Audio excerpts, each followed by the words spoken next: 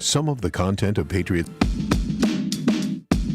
This is the Patriots Catch-22 podcast with Evan Lazar and Alex Barth. I'm Evan Lazar. Evan Lazar. Hello, everybody. Nailed it. Joined as always by our Barth. That's a fit. That's a match. No risk it, no biscuit.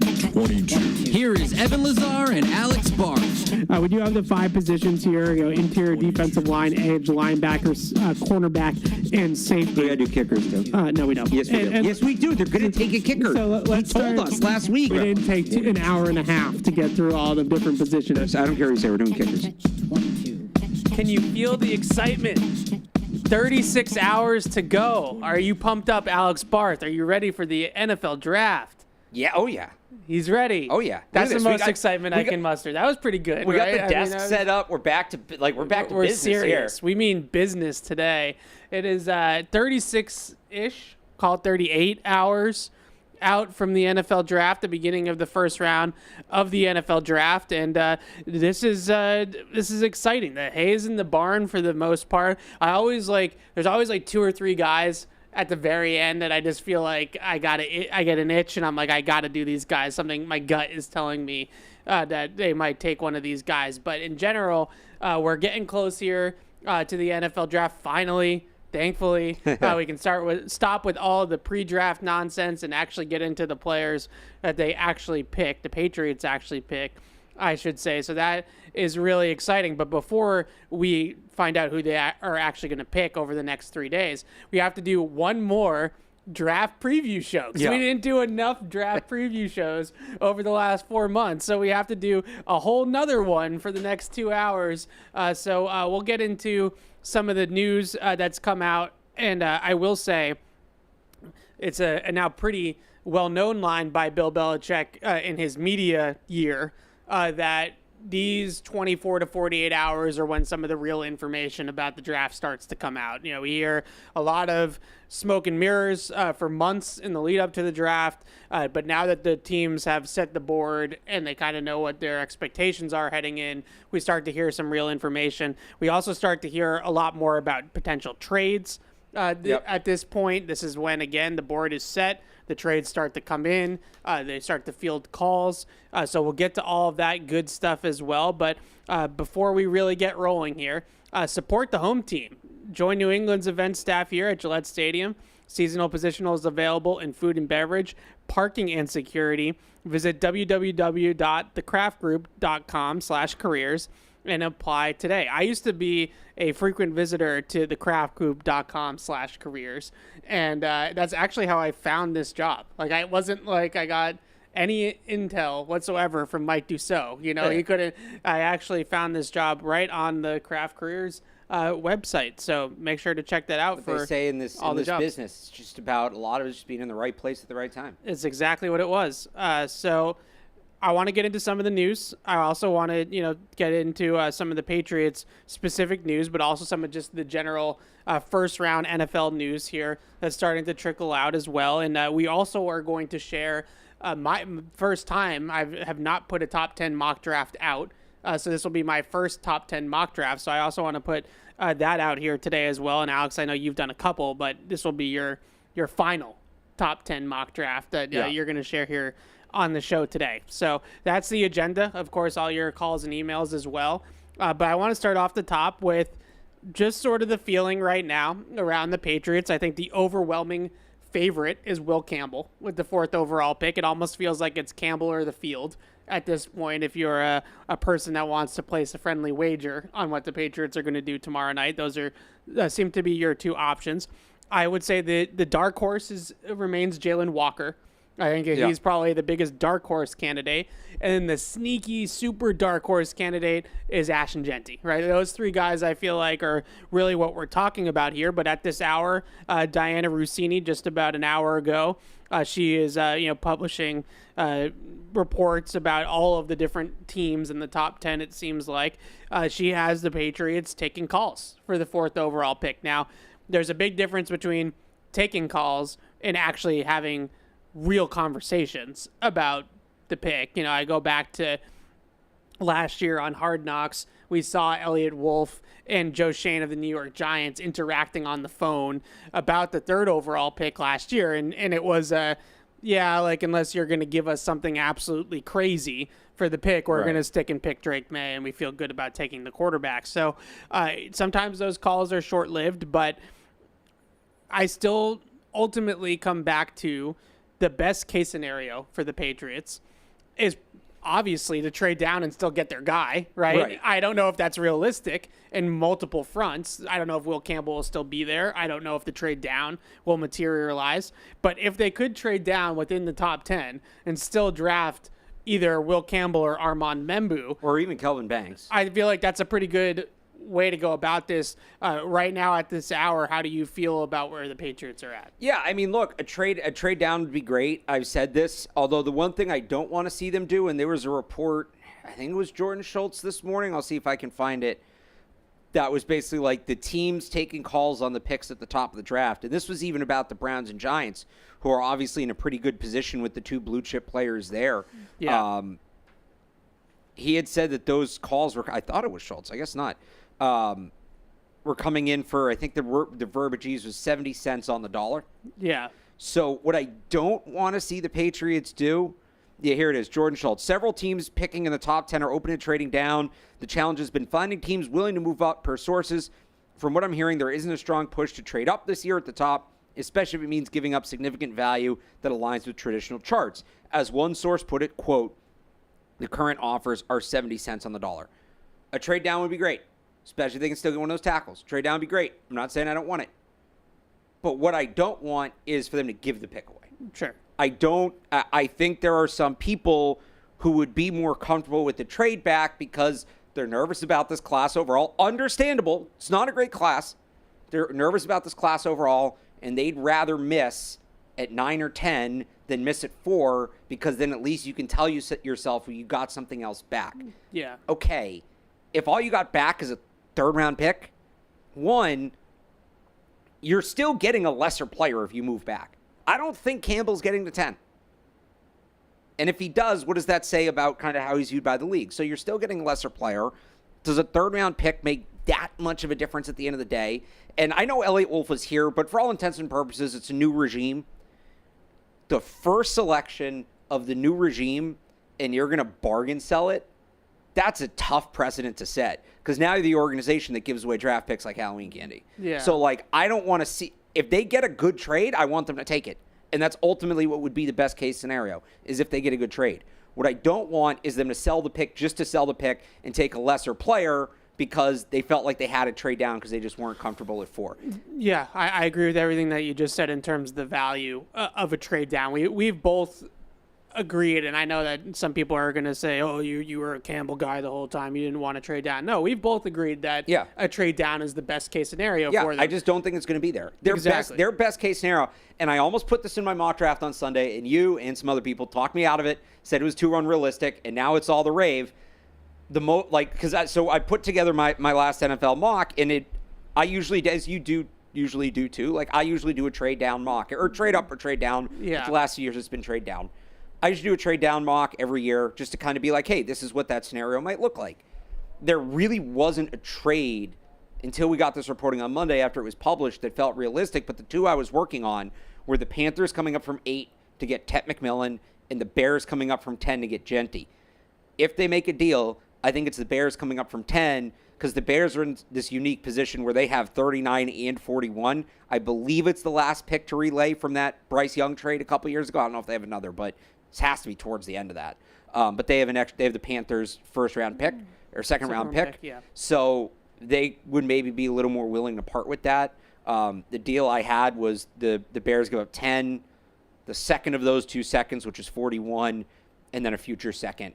And the idea behind it basically being, and I'll pose this to you as a question, Evan.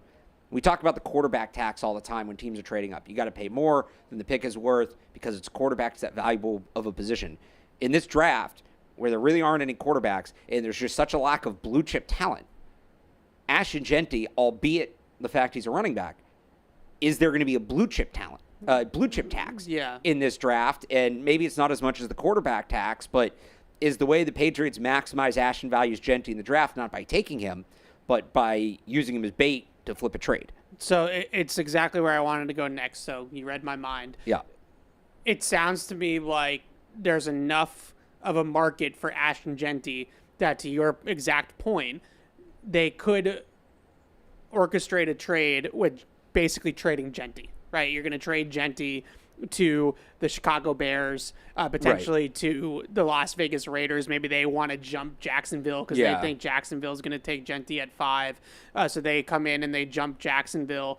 I think that's really, now if you are hoping for the trade down, if you're a Patriots fan, what you're hoping for is that some team is so in love with Ashton Jeanty that they are going to make that trade happen and they're going to move up to 4 to come and get him. We had a lot of conversations about doing this exact thing for Travis Hunter or Abdul Carter or whatever the case may be. Well, Peter Schrager, I think, was kind of the first one on this that said that teams have 3 guys in mind that they could potentially trade up for, adding Ashton Jeanty to that, those other 2 in terms of the trio.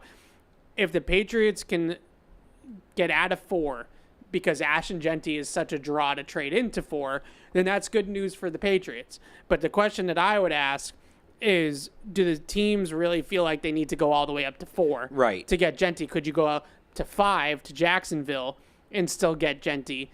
Because everybody in the league, and I'm not saying that this information is 100% accurate. I think it was also Schrager who said, he tried to poke around New England and he couldn't get anybody to talk in Foxborough about what they're going to do at 4 overall.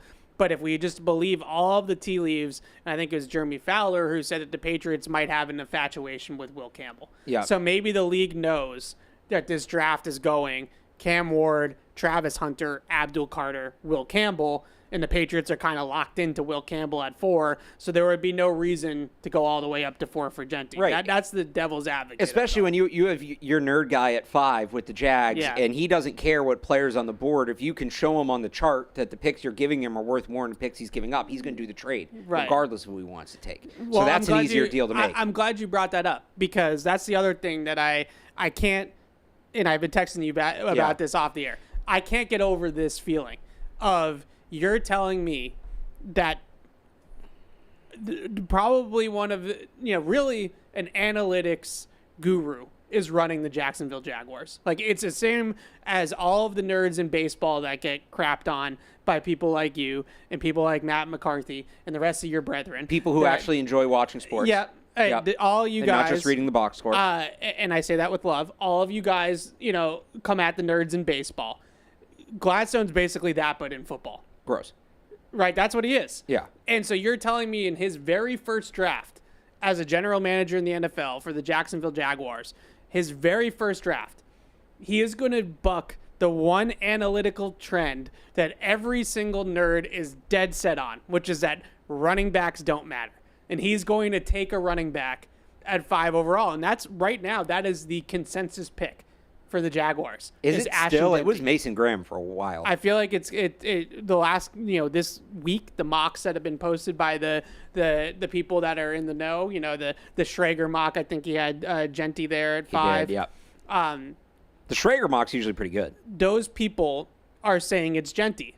And the other team that is reportedly infatuated with Ashton Jeanty is the same team whose head coach was at the league meetings less than a month ago talking about pass EPA being the most important stat in football. And now you're telling me that the Chicago Bears and Ben Johnson are going to trade up for Ashton Jeanty. So when the Chicago Bears have DeAndre Swift under contract. That one I can actually justify. Because of the Lions thing? Because the Lions You can't had call two yourself backs. a nerd if you're going to take Ashton Jeanty and trade up picks to take Ashton Jeanty. The Lions did it because they had success in doing it. Swift is on a 1-year deal. But yeah, Is he on a because 1-year deal? he's not. Sorry, he's on a 2-year deal, but there's an out after this year. So Swift's gone after this year, and because they have the offensive line to justify it, I think some of the moves they've made this offseason. I think they're as close as anybody up there that has the offensive line to justify it. The Bears, I think you can make an argument for. I know Ben Johnson's a nerd and they don't like running back. The way they operated in Detroit, I think he may be one of these nerds that is a little softer on the running back thing than everybody else. The Bears would not surprise me. The Jags, for the reasons you're saying, would surprise me, but you will disown that guy so fast from the nerd community if they take him. If you take a run, this is what if the Jags love take to a claim the running back nerds until they do dumb nerd stuff, and then you disown them and you say, "Well, no, not like that." Isn't a nerd. But that's what they all do. But this isn't. That's not nerdum. You went against everything that we believe in. What if the math is telling him to take Jeanty? I can't imagine the math. The math is just created to prove an argument. It's like how everybody universally agreed turnovers were bad until a couple years ago. People wanted to explain away Josh Allen, so they created some math that said turnovers aren't actually that bad. Okay, but I'm going to leave that there. Maybe maybe he created a new formula that tells him to take Jeanty. If you look at running backs and the entire discourse around the running backs with the analytics people, a lot of the reason why analytics people are anti-running back is because they're interchangeable, right? Statistically, there's only a handful of guys that truly make a difference. Yeah. Saquon Barkley, healthy Christian McCaffrey, Derrick Henry. Like, we're talking about 3 to 5 guys, I would say, in the league that truly make a difference. Well, I think if you're taking Ashton Jeanty that high, you believe he's one of those kinds of backs. But it's not just that, right? That's the main reason. I would say that's like 75%, 60 to 75%. The other reasons are career longevity and prime shelf life. And Derrick Henry has bucked this trend. He's going on 10 years, but Derrick Henry's a tank. Derrick Henry is huge. Yeah, Derrick Henry's an alien. I don't think that Ashton Jeanty at 5'8", 211 pounds is the same thing as saying that Derrick Henry, who's built like a defensive end, playing running back, is going to have the same career longevity in terms of his prime. And the last thing is obviously contract value. And the fact that if you draft Jeanty at 5 overall, you are going to be paying him like a top 5 running back in the league immediately based off the market. So is it the most valuable pick that you could make? And if he decides to go against all of that years of research and data that all of his fellow nerds have put together and takes Jeanty, then he is not a true nerd. You're not doing it. You're not doing it right. That's not it. And then I would say the same thing for Ben Johnson. Unless he created new data, because that's what these guys do. They create data to back up what they want. Sure. But for the Patriots, as it pertains to the Patriots, with the 4th overall pick, the hope is that some team is so in love with Ashton Jeanty that they can trade out of the 4th overall pick, get picks back, and then maybe still pick their guy, Will Campbell, as it sounds. Now, my question to you, and then we'll move off this, does Will Campbell make it to 8 to 10? Let's say they trade out with Chicago and they go from 4 to 10. Is he going to be there at 10? And if he isn't, what is your cluster? Like, what's your stack? Because you have to have multiple options there at 10. I actually think that there are options I don't really hate, but I'm just interested to hear, like, who are like the 3 or 4 guys that you would be comfortable with at 10? So with Campbell, I don't know. I mean, there's a case to be made that the Jags could take him if they're worried about what's going to happen with not the Jags. There's a case to be made the Lions could. Wow. Oh my God. The Bears? No. The Raiders. There's a case to be made the Raiders could take him if they're not comfortable with Colton Miller. Yeah. The Bears certainly. Well, if they're trading up in this scenario, they're trading up for Jeanty, so they're not going to take him. I think the Jets. We're all assuming the Jets are going to take Armand Membu because they clearly need a right tackle, and he's a right tackle. Are we giving the Jets too much credit for making the obvious pick? We've spent so much time on worrying about Membu going from right to left. Yeah. It would be so Jets to need a right tackle and then take Campbell and try to move him from left to right, which would make no sense. But again, it's New York Jets. Well, Joe Alt just did it, so. Yeah, but there's a right tackle right there. I know, but and it didn't make sense. You know, and it didn't make sense when the like, Chargers didn't either. That Joe Alt is going to make teams think it's possible. Like, I guess, you know, but like Tristan Armand Wirfs Membu's makes it. right there. Yeah, I hear you. And then I also look at the Niners at 11 and the Dolphins at 13. Now the Dolphins will probably just draft whoever ran the fastest 40 because that's what they do. But, like, if they were smart, the Dolphins desperately need offensive line help. The Niners could use a tackle. Trent Williams is year to year. So, you know, if you trade down to 10, those teams are at 11 and 13. Do they jump you and move up to 9 with the Saints or 8 with Carolina? I was talking to Phil Perry yesterday. You could make a case, and I don't know if it's the most likely thing, but it's a realistic scenario that Campbell, Membu, and Banks all go before 10 if you trade back. Yeah. And it would probably take another trade up to get there, but you run that risk. So what would the stack be for me if Campbell goes? You could sell me on Membu or Banks. They're 1A, 1B. You're taking risks with both of them. It's just kind of, again, like we talked about with Campbell and Membu, it's just a matter of what questions they want to deal with more. I think Jalen Walker could still be at play down at 10. And at that point, you know, do you bring Ted McMillan back into the conversation? That's who I was going to bring up as the last guy, right? Yeah. I feel like it's the tackles that whoever in the tackle group falls, whether it's probably more likely Membu or Banks, but Right. Campbell, Membu, Banks.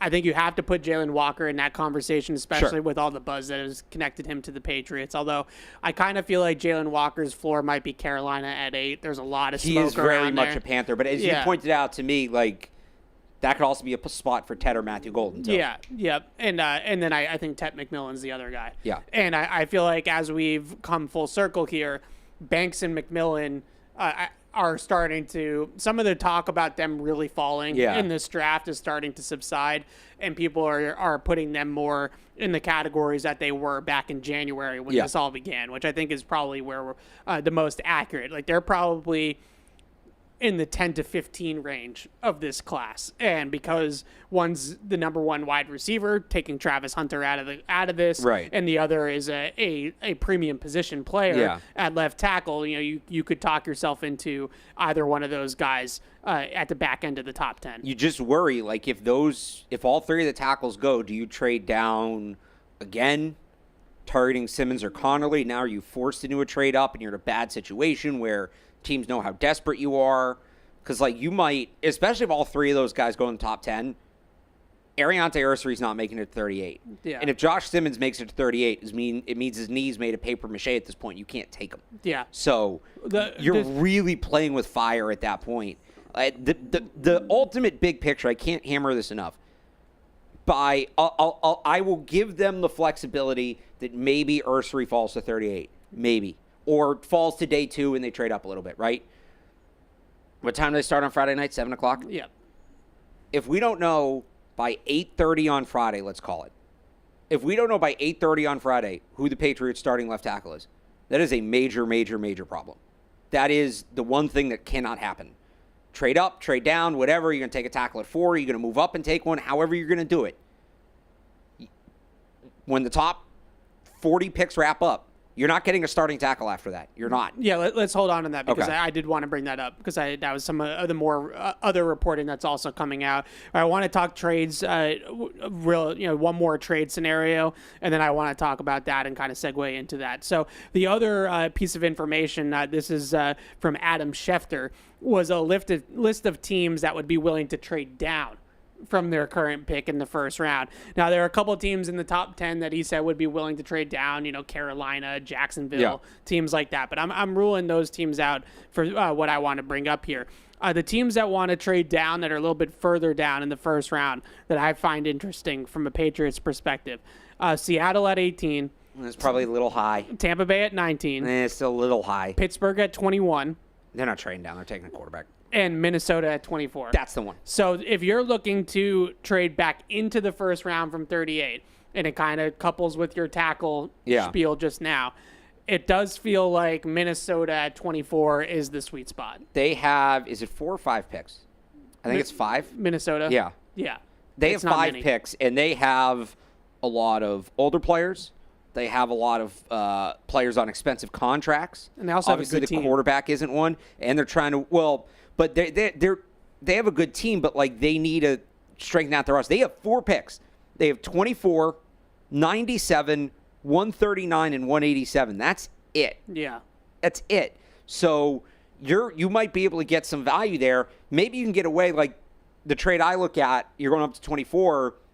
Rewind to 2020. It was 23 for 71 or 23, sorry, for 37 and 71. That was the Kyle Duggar trade back for the Patriots. So that was 23. Vikings have 24. 37 and 71. You have 38 and 69. Can you swing that into 38 and 106? Because the Vikings are just so desperate to add draft picks. Yeah, maybe, I don't know. Maybe 77. Or, I don't know. I think you're going to have to give up a top 100. You probably are. Maybe there's a way to do a pick swap or something in there. But, like, that's the sweet spot to me. And I think you'll probably be able to get a tackle at that point. You might not get to choose, but you should be able to get a tackle. That's the sweet spot to trade up. And then the other one for me is if they're not feeling as aggressive, those teams late in the first are always looking to trade back. So this is like 27, 28, 29, 30, Ravens, Lions, Commanders, Bills, right? There's a trade a couple years ago between the Jaguars and the Bucks that was 27 for 33, 108, and 180. So it's a little different because you have 38, not 33, but maybe 180 becomes like 144. And now you don't have to give up any top 100 picks to move back into the first round. You can't do that for 24. You're going to have to do that for a later pick and hope one of those teams that was in conference championship games will move out. The highest you could maybe do that is the Rams at 26. But if you want to tackle, the other thing to consider, the Texans are probably a tackle team at 25. They could be either an offensive line team for sure. Yeah. This could also be that thing where if you took a tackle and then you want to grab a guard. The Texans are an offensive line team. The Rams might be an offensive line team at 26. And then you might get, obviously, the Chiefs at 31 are a tackle team. So there are some teams in there you may need to jump if you want to get a certain guy. So I feel like this is coupled with a lot of the other reporting that kind of makes this point even more important from a Patriots perspective, which is the drop-off at tackle. And this is something we've been talking about. It's reflected in all of our pre-draft coverage of this draft and of this class. There's really, let's call it 6, but it's really 5. It's 5 in a pretty expensive lottery ticket. Yeah, and Josh Simmons, right? So we're talking Campbell, Membu, Banks, Connerly, Ursery, Simmons, right? In some sort of order, put them in whatever order you want to in terms of talent. But those 6 tackles are really the only starting caliber left tackles in this draft. And if you miss out on one of those 6 guys, you are not getting a rookie starter. You are getting somebody who, at best, is competing with Vidarian Lowe. And is in a developmental phase of his career. You're getting a Anthony Belton, a Charles Grant. You are trying to take Ozzie Trapilo and seeing if he can play on the left side. Like you were Jalen Rivers, Jalen Travis. Right. You're talking about taking guys that are projects. For the most part. Trapilo's better than a project, but he's a right tackle. Right. It's not just... Like we'll break it down. We'll talk about day one starters and year one starters. Day one guy comes in right away, starts. Year one is, maybe he's not going to start week 1 of his rookie year, but he can start eventually. Yeah. I don't think there's any year one starters after Ursery. No. You're talking about guys that are long-term, multi-year projects. So if the Patriots, if you're of the thought, and full disclosure, I think Will Campbell's the best player on the board at 4, and I think they should just take Will Campbell. So I'm right there with Will Campbell, but I hear it a lot, and if you're the thought that he's not, quote-unquote, the best player available, and you're more or less reaching on a position of need by taking Campbell. If you prefer, Jeanty, I prefer Jeanty, but he's a running back, right? But to him aside, Jalen Walker, Mason Graham, Tyler Warren, whoever. If you prefer somebody else at that spot, the only way that you can realistically come out of this and at least have our approval, I think, I don't want to talk for you or speak for you, but based off what you've said, to have our approval of this draft is if you trade back into the first round to get the tackle. You cannot come away from this draft without an answer at left tackle. I mean, I'm not going to fault them if they get the guy at 38, but you have to get that. Yes, if they come out of this draft out of left tackle, it's a bad draft. Right. So period, full stop. They need somebody out of that group of 6. And we both kind of feel like it should be the group of 5 without Simmons. And let me be clear about this. I like Simmons. I know I probably came off as somebody who didn't like him as a player earlier, and I apologize for that. Yeah. I like him as a player. And I know that the reporting out there right now is like he's healing well. It's always that. The next time you hear pre-draft that a player's not doing well injury-wise will be the first time, right? Yeah. But the Malcolm Mitchell comp is there for a reason. Maybe I should use Malcolm Mitchell instead of Dominique Easley. Yeah. Because I think he's a good player.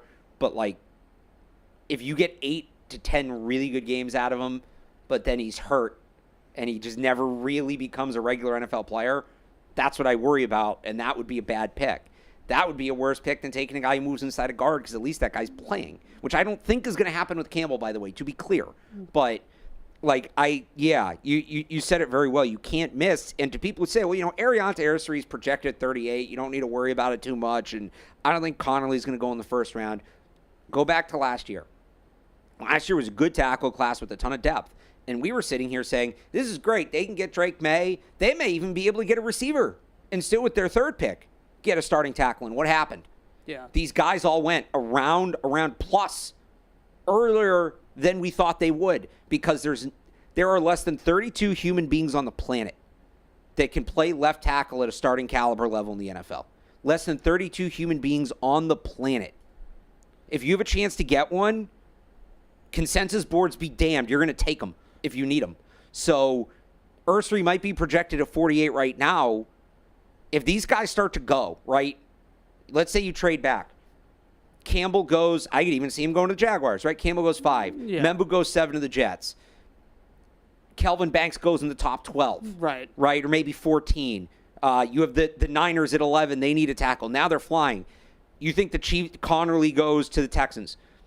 You think the Chiefs are going to sit there at 31 and say, man, wait, Patrick Mahomes blindside's a mess. But Ariante Arcery, hey, he's a projected second-round pick.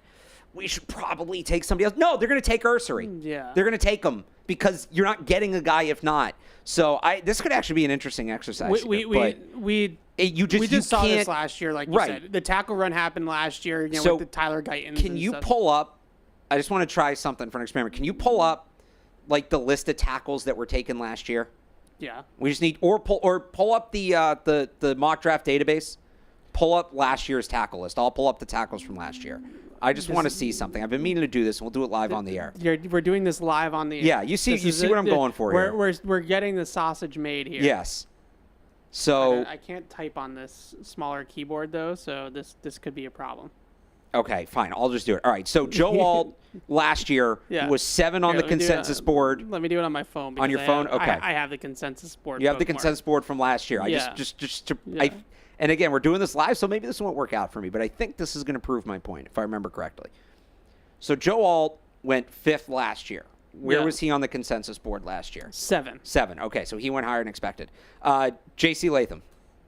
He was 12 on the consensus board. He went 7th. Olu Fashanu. 11th. And he went, all right, that's a draw. Fuanga. 13th. He went 14th, right there. Marius Mims. 21st. Went 18th. Here we go. Jordan Morgan. 35th. Went 25th. Tyler Guyton. 29. That's a draw. Patrick Paul. 44. All right, he went 55. He went a little lower, but people were low on Patrick Paul. Blake Fisher. 78. 59. Roger Rosengarten. 64. 62. Okay, that's close. Kingsley. 37. He went later. Was ranked. He went later. Caden Wallace. We know when 152. 152. He went 68. Yes. Amediji, I think, was outside of the top 100. He went 75. Delmar Glaze, if I remember correctly, was somewhere in the 150s. He went 77. Yeah, and then depending on where he plays, but Troy Fotenu from Washington went. Did I miss him? Was 18 on the consensus board. I mean, some people see him as a guard. Oh, he's probably not. I have the list of tackles up. He must be included. But the point being, like the top tackles, it's the day 2 stuff might get a little bit wonky, but really the guys that they were hoping were going to fall to them were the Guytons, Jordan Morgan potentially, like those types. And there was that run. Yeah. And there was that run. So this is an even shallower tackle class than last year. There's no reason to think that won't happen again. If anything, I think the signs point to the run being more aggressive. This is my biggest fear about this draft because I hear people that say they should take the best player available at 4 and then get aggressive and try to get back into the first round to get the tackle so that you address the needs in the right order, right? And where the value is on the board. And I understand that that's great in theory. It's great when we're all on the PFF mock draft simulator and forcing trades, right? Like it's a great concept. But actually going out and executing the concept they found out last year was a lot harder than you want it to be.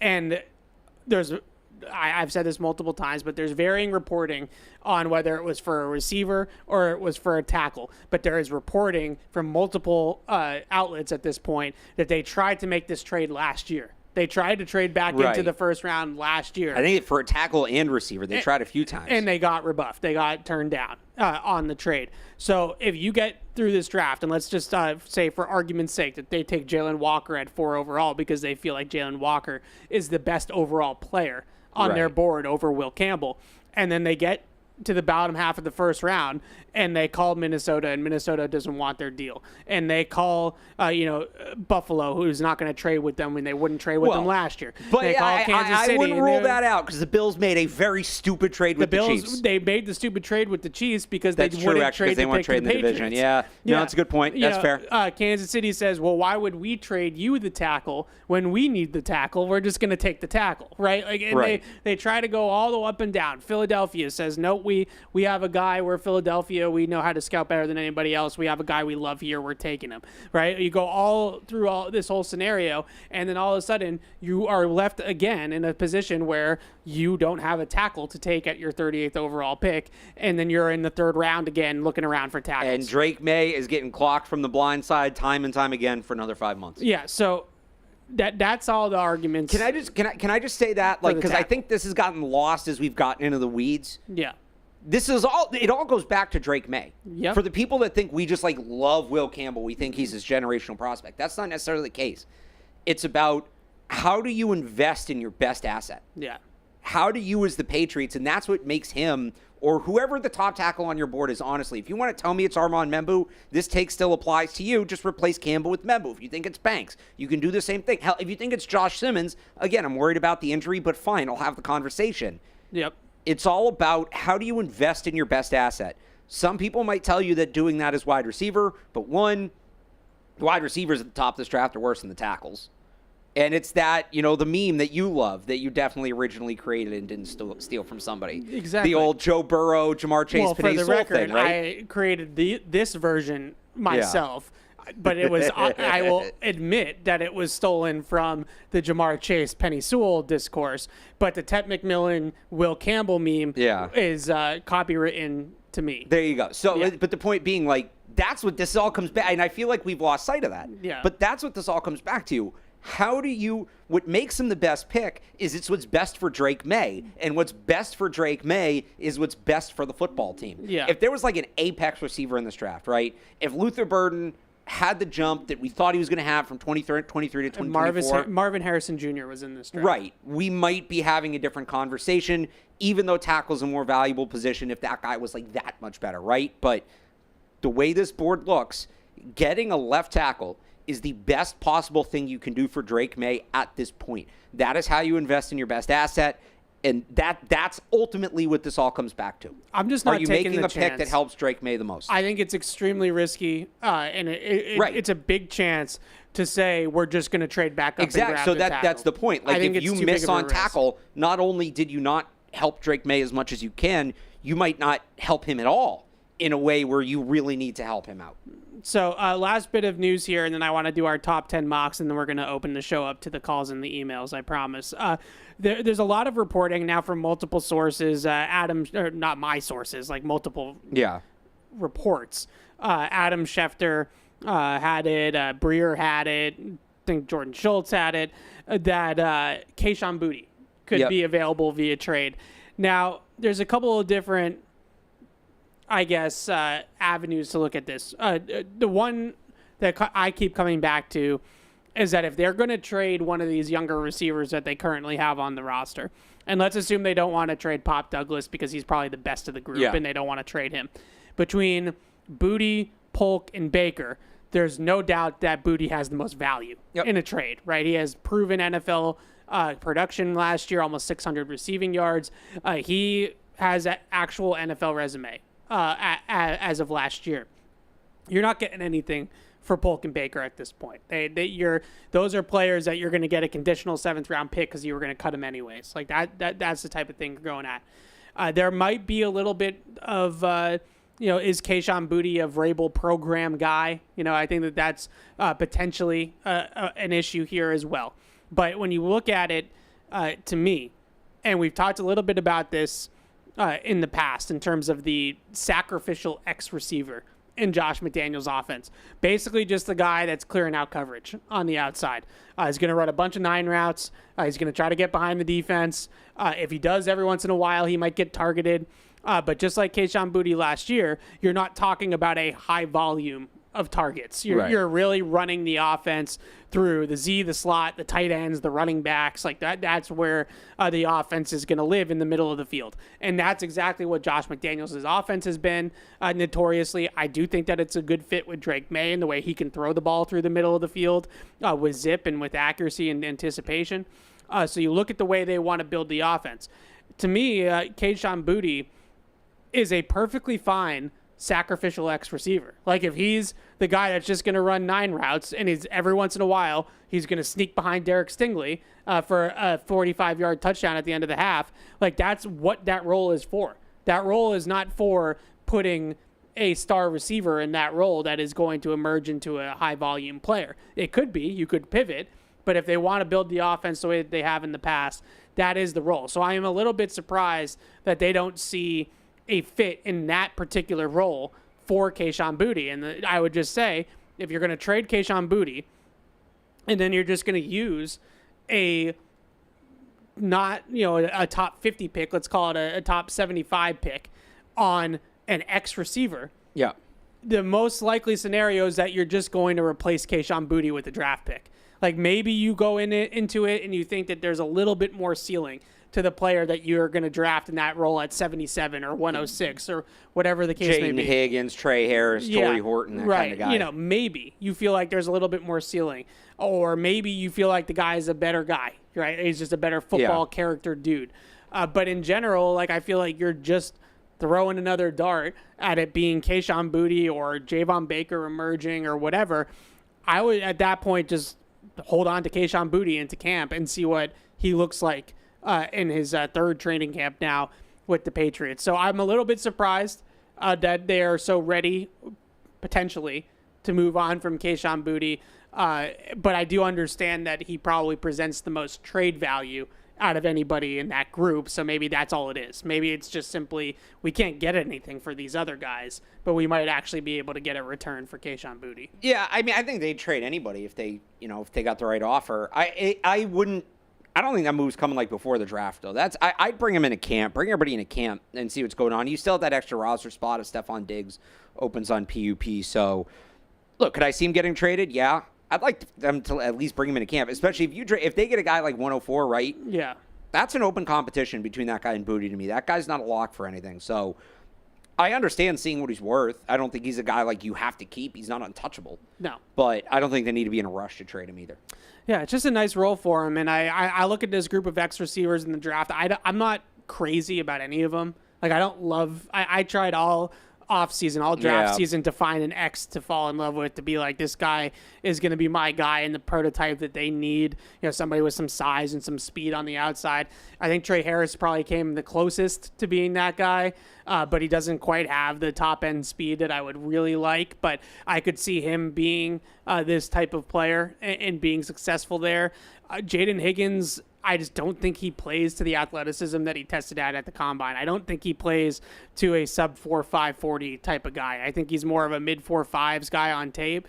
I don't think he really runs by people very much on the outside. That doesn't mean he's going to be a bad player. I just don't love him. I don't love him, especially at 38. So had a tough time with that. I've kind of come around to Kayshon Boutte competing for that X receiver spot under the assumption that it's going to be a low volume role, like under the assumption that they're really not going to feature that spot in the Josh McDaniels offense. All right, so that's where the news stands right now. A lot of trade rumors, rumblings, things like that about draft picks moving, a lot of Ashton Jeanty rumblings And that Boutte trade also coming up in multiple spots. Let's do our top 10 mock draft. All right. We can go pretty quickly through some of these because they're kind of, mine at least at the top, are pretty chalk. I don't know about you, but I feel Should like. I do the one I published, or should I just do this live on the air with whatever the updates you want to do. Since? It's your mock I'm draft. going to do the updates we've gotten since.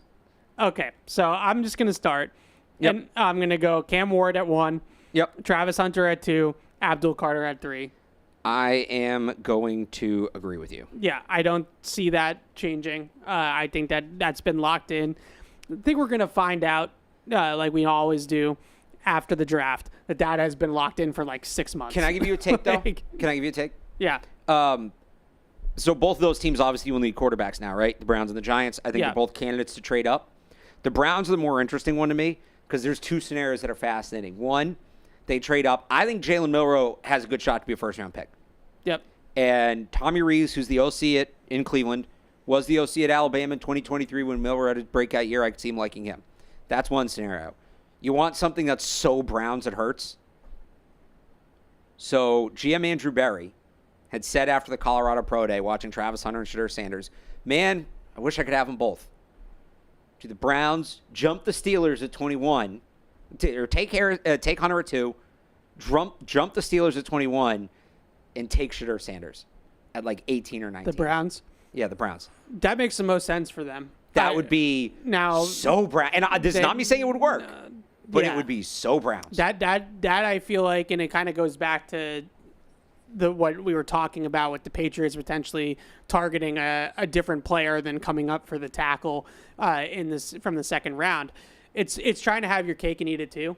It really is. It's like, okay, well, we know Travis Hunter is a much better player. Grades out as a much better player than Shedeur Sanders, but we're desperate for the quarterback. So what we're going to do is we're going to take Travis Hunter at 2, then we're going to trade up to 20, and we're going to draft Shedeur Sanders, and then we're going to come out of this draft with Travis Hunter and Shedeur Sanders.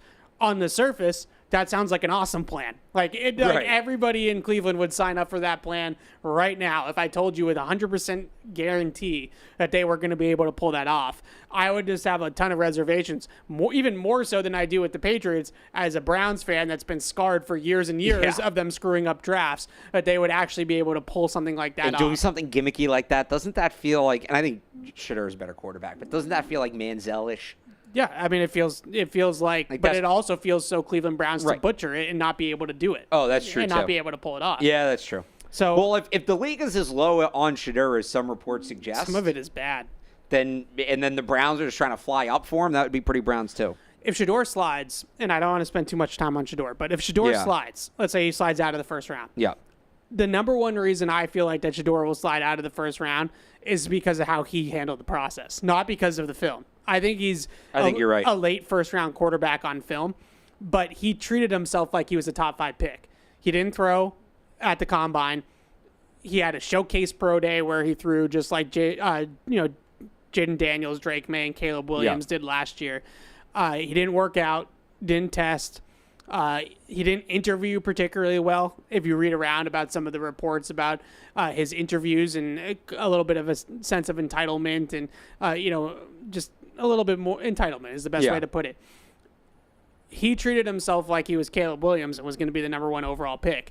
If he had went into the process with some, self-awareness of what he really was worth in the draft, then I think he would have been a much higher draft pick. But he just hasn't handled the process great, from what everybody is saying. We'll see. Maybe that is the Pittsburgh Steelers trying to put out, all this information as smokescreen to get him to fall down the board to them at 21. So Cam Ward, Travis Hunter, Abdul Carter. Number 4 overall, the New England Patriots, I have selecting Will Campbell. I think that's just, it's Will Campbell versus the field at this point.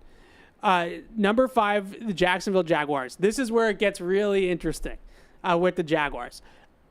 Ideally, and I went back and forth with this, I believe ideally the Jaguars would trade out of this pick. Yep. Just like the Patriots would probably ideally at 4. I think they would try to trade out.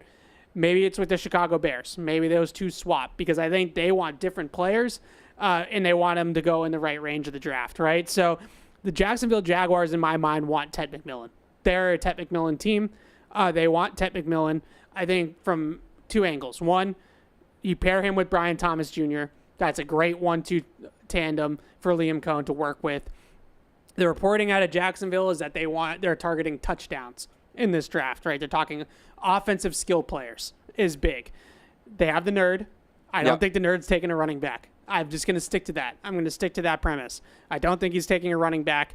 So if you add that all up, Ted McMillan, he could profile for Gladstone very similarly to Puka Nacua, right? Where he's not a 40-time tester, but he's fast in game. He's fast with the ball in his hands. He's got great body control. He's got great ball skills. Like, there's a lot of Puka to his game. Yep. So Jacksonville at 5 overall, unable to make a trade down here. I have them taking Ted McMillan.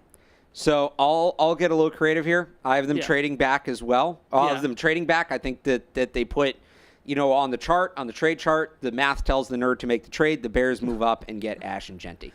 It's fair. I had that. Like, I went back and forth with that. I think that's the sense that this trade is coming. I feel like is out there that there's this big trade coming that a lot of people have been teasing, and it sounds a lot like that. It could be the two of them swapping there. So right now we have Cam Ward, Travis Hunter, Abdul Carter, Will Campbell as the top 4. I have Ted McMillan 5 to the Jaguars. You have Ashton Jeanty 5 to the Bears in a trade down with Jacksonville or trade up with Jacksonville. 6 overall. This one's a wild card to me a little bit too, especially if Jeanty goes at 5. I think it's between Armand Membu and Mason Graham. Okay. I think both those guys have been linked to Vegas enough. I went with Armand Membu here. I just feel like they are going to want to build in the trenches. You get Colton Miller. I think they'll satisfy Colton Miller. They'll figure it out with him. Yep.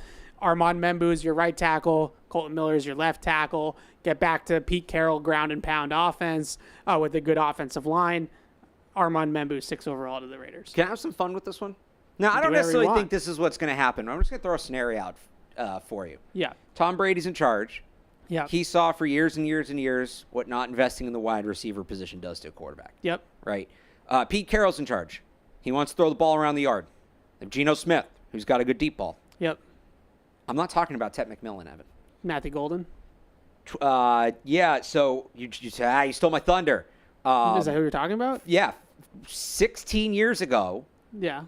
Michael Crabtree was the consensus top receiver in the draft.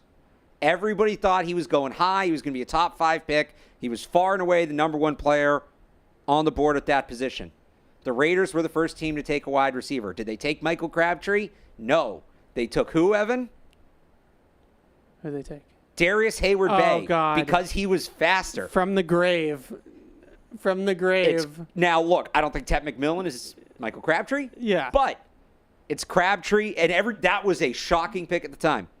It's Crabtree, Hayward-Bay 2.0. The Raiders make Matthew Golden wide receiver 1 at pick 6. Okay, so because he is fast, and they are the Raiders. So I get Matthew. I have Matthew Golden take here in a second. Okay. But so we're Ward, Hunter, Carter, Campbell, Jeanty, Golden for you.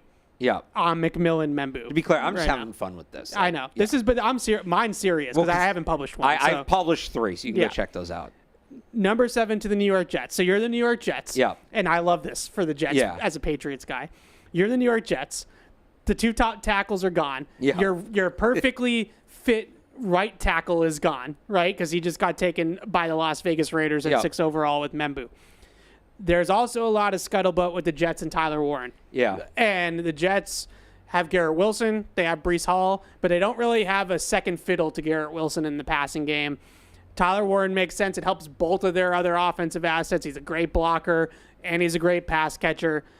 He's a clean prospect for a newer regime to take. Aaron Glenn's like one of those coaches that, he's kind of like Dan Campbell. He wants to be tough and physical and, build a bully of a football team. They can't get Membu. I have the Jets taking Tyler Warren at 7. Yeah, so I still have Membu on the board. He's the obvious pick. He's the clear pick.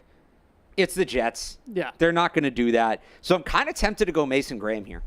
The Jets don't need him at all, but Aaron Glenn's going to want a defensive player. He's the best defensive player on the board, but I'll have them going Tyler Warren as well. Yeah, Tyler Warren makes a lot of sense for them, which if you're a Patriots fan, I think that you're fine with them getting Tyler Warren.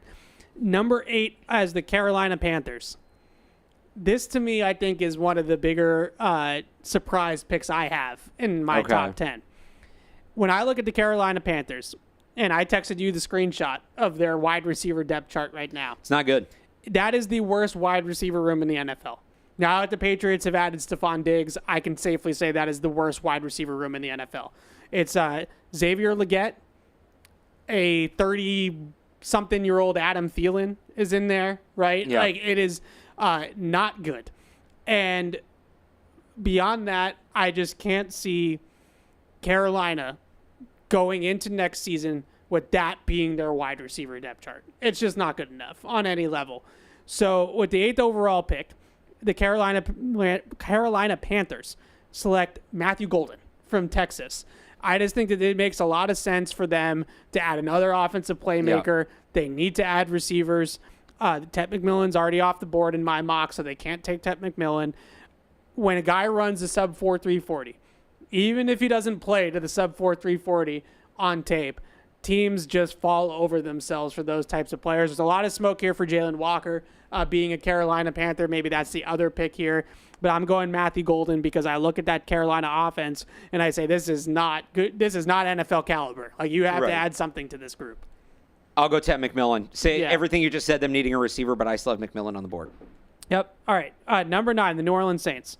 This one was a little bit tricky to me as well because I so see Mykel Williams as a New Orleans Saint fit. Yeah. They love their edge rushers in New Orleans. They especially love their toolsy edge rushers in New Orleans. They've made some mistakes in the draft in New Orleans targeting edge rushers. So it could be Mykel Williams. But I'm going to take the other Georgia edge rusher, Jalen Walker, in this spot. He's still on my board right now to New Orleans. So the Saints add Jalen Walker. I think they would be a Tyler Warren team if Tyler Warren fell to them at 9, but he got scooped up by the Jets at 7. Did you know the Saints starting tight end right now is Foster Moreau? He is their starting tight end. There's teams with worse tight end rooms, honestly. So they are definitely a Tyler Warren team. I don't know if they'll take the risk on Colston Loveland on the injury risk.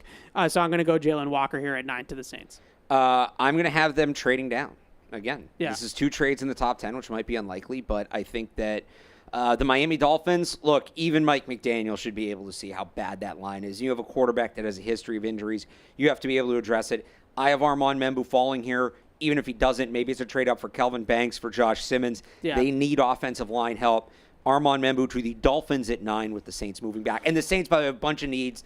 They're just perpetually in cap hell at this point. They still are. They could use more picks. Banks to the Saints makes a lot of sense. Yeah. So they get him at 13 here. So who are you actually taking at 9? Membu to the Dolphins. Membu to the Dolphins at 9. Okay. Last pick, number 10, the Chicago Bears. See where this is going. The Bears, everyone is telling you that the Bears are Ashton Jeanty crazy right now. In this mock, I had Ashton Jeanty falling to them right in their laps for Ben Johnson. Don't even need to trade up for him. So the Bears taking at 10 Ashton Jeanty. They get their guy without a trade up, which probably isn't going to happen. They're probably going to end up swapping with Jacksonville and taking him at 5, and Jacksonville will get their guy, Tet McMillan, at 10.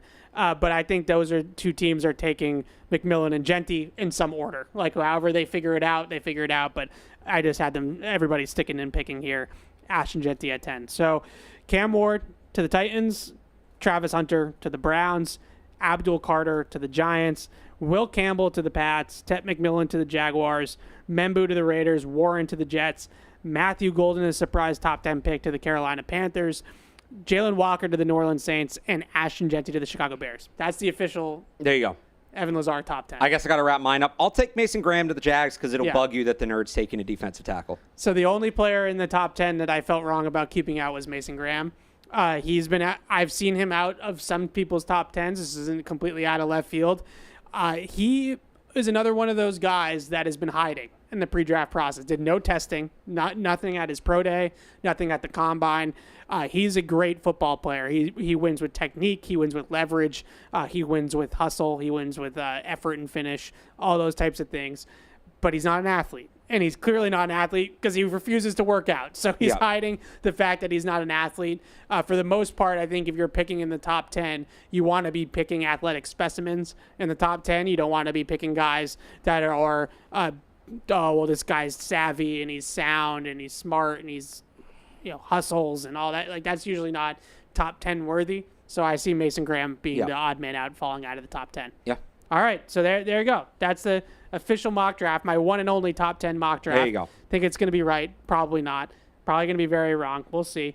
But let's get into your part of the show now. We're going to get into the phones, and we're going to get into the emails. But before we do, spring has sprung, so why not spruce up your space with Bob's Discount Furniture? Embrace the new season by shopping fresh furniture finds from Bob's trendy, top-rated, and affordable collection of bedroom sets, high-quality dining styles, and feature-packed sofas, plus tons of accent decor and outdoor must-haves. So get a spring on the season's latest style while saving big only at Bob's Discount Furniture, the official furniture store of the New England Patriots. All right, want to get to the phone calls? We'll get to the emails. We got a lot of people holding here. Patty is in Agawam. What's up, Patty? Good afternoon, gents. How are you? Hey. All right, Evan, I hope you give me a little bit of a vine because I got some, I got a lot of draft things I need to get off my chest. First thing I wanted to say yesterday on PU is I wanted to get your guys' feeling on draft fatigue. I know that's kind of a big buzzword or buzzwords going on right now, and I think a lot of us in this area have it. And the reason why we have it is because the last two seasons, 23 and 24, I don't know about you, I don't know about any of the other fans, but I started looking at the top prospects coming out in November because that's how crappy this team has been. So we're not looking from January, the end of January into April. I'm looking from the middle of November until April. So I've got a good idea on who's out there, what they're good at, what they're not good at. I don't break down the film like you, Evan. I'm not even though I'm older than you guys, more experienced, I'm not as smart as you guys because, that's your full-time job. So I wanted to get your thoughts on that. My second thing I wanted to talk about is you guys were bringing it up. 24, that's going to be a hot spot to trade up.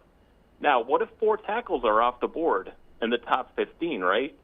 And then what if teams like Kansas City and Houston jump Minnesota? And then, all these people that are clamoring to take somebody else besides the left tackle at the number 4 spot, you're done. You're cooked.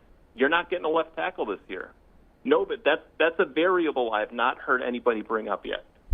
And the last thing I want to end it with, Alex, I know this is probably going to be kind of boring for you because I saw on TV last night you did a bunch of mock drafts, but this was my predictive list.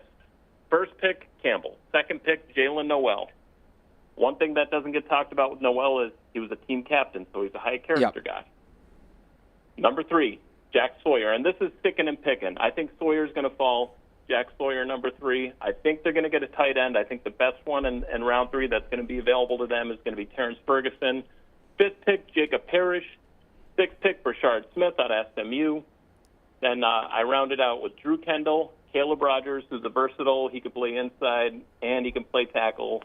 Highly penalized guy, but I mean he wouldn't be a bad guy to be sort of that versatile lineman that you could mix and match at any position if somebody goes down.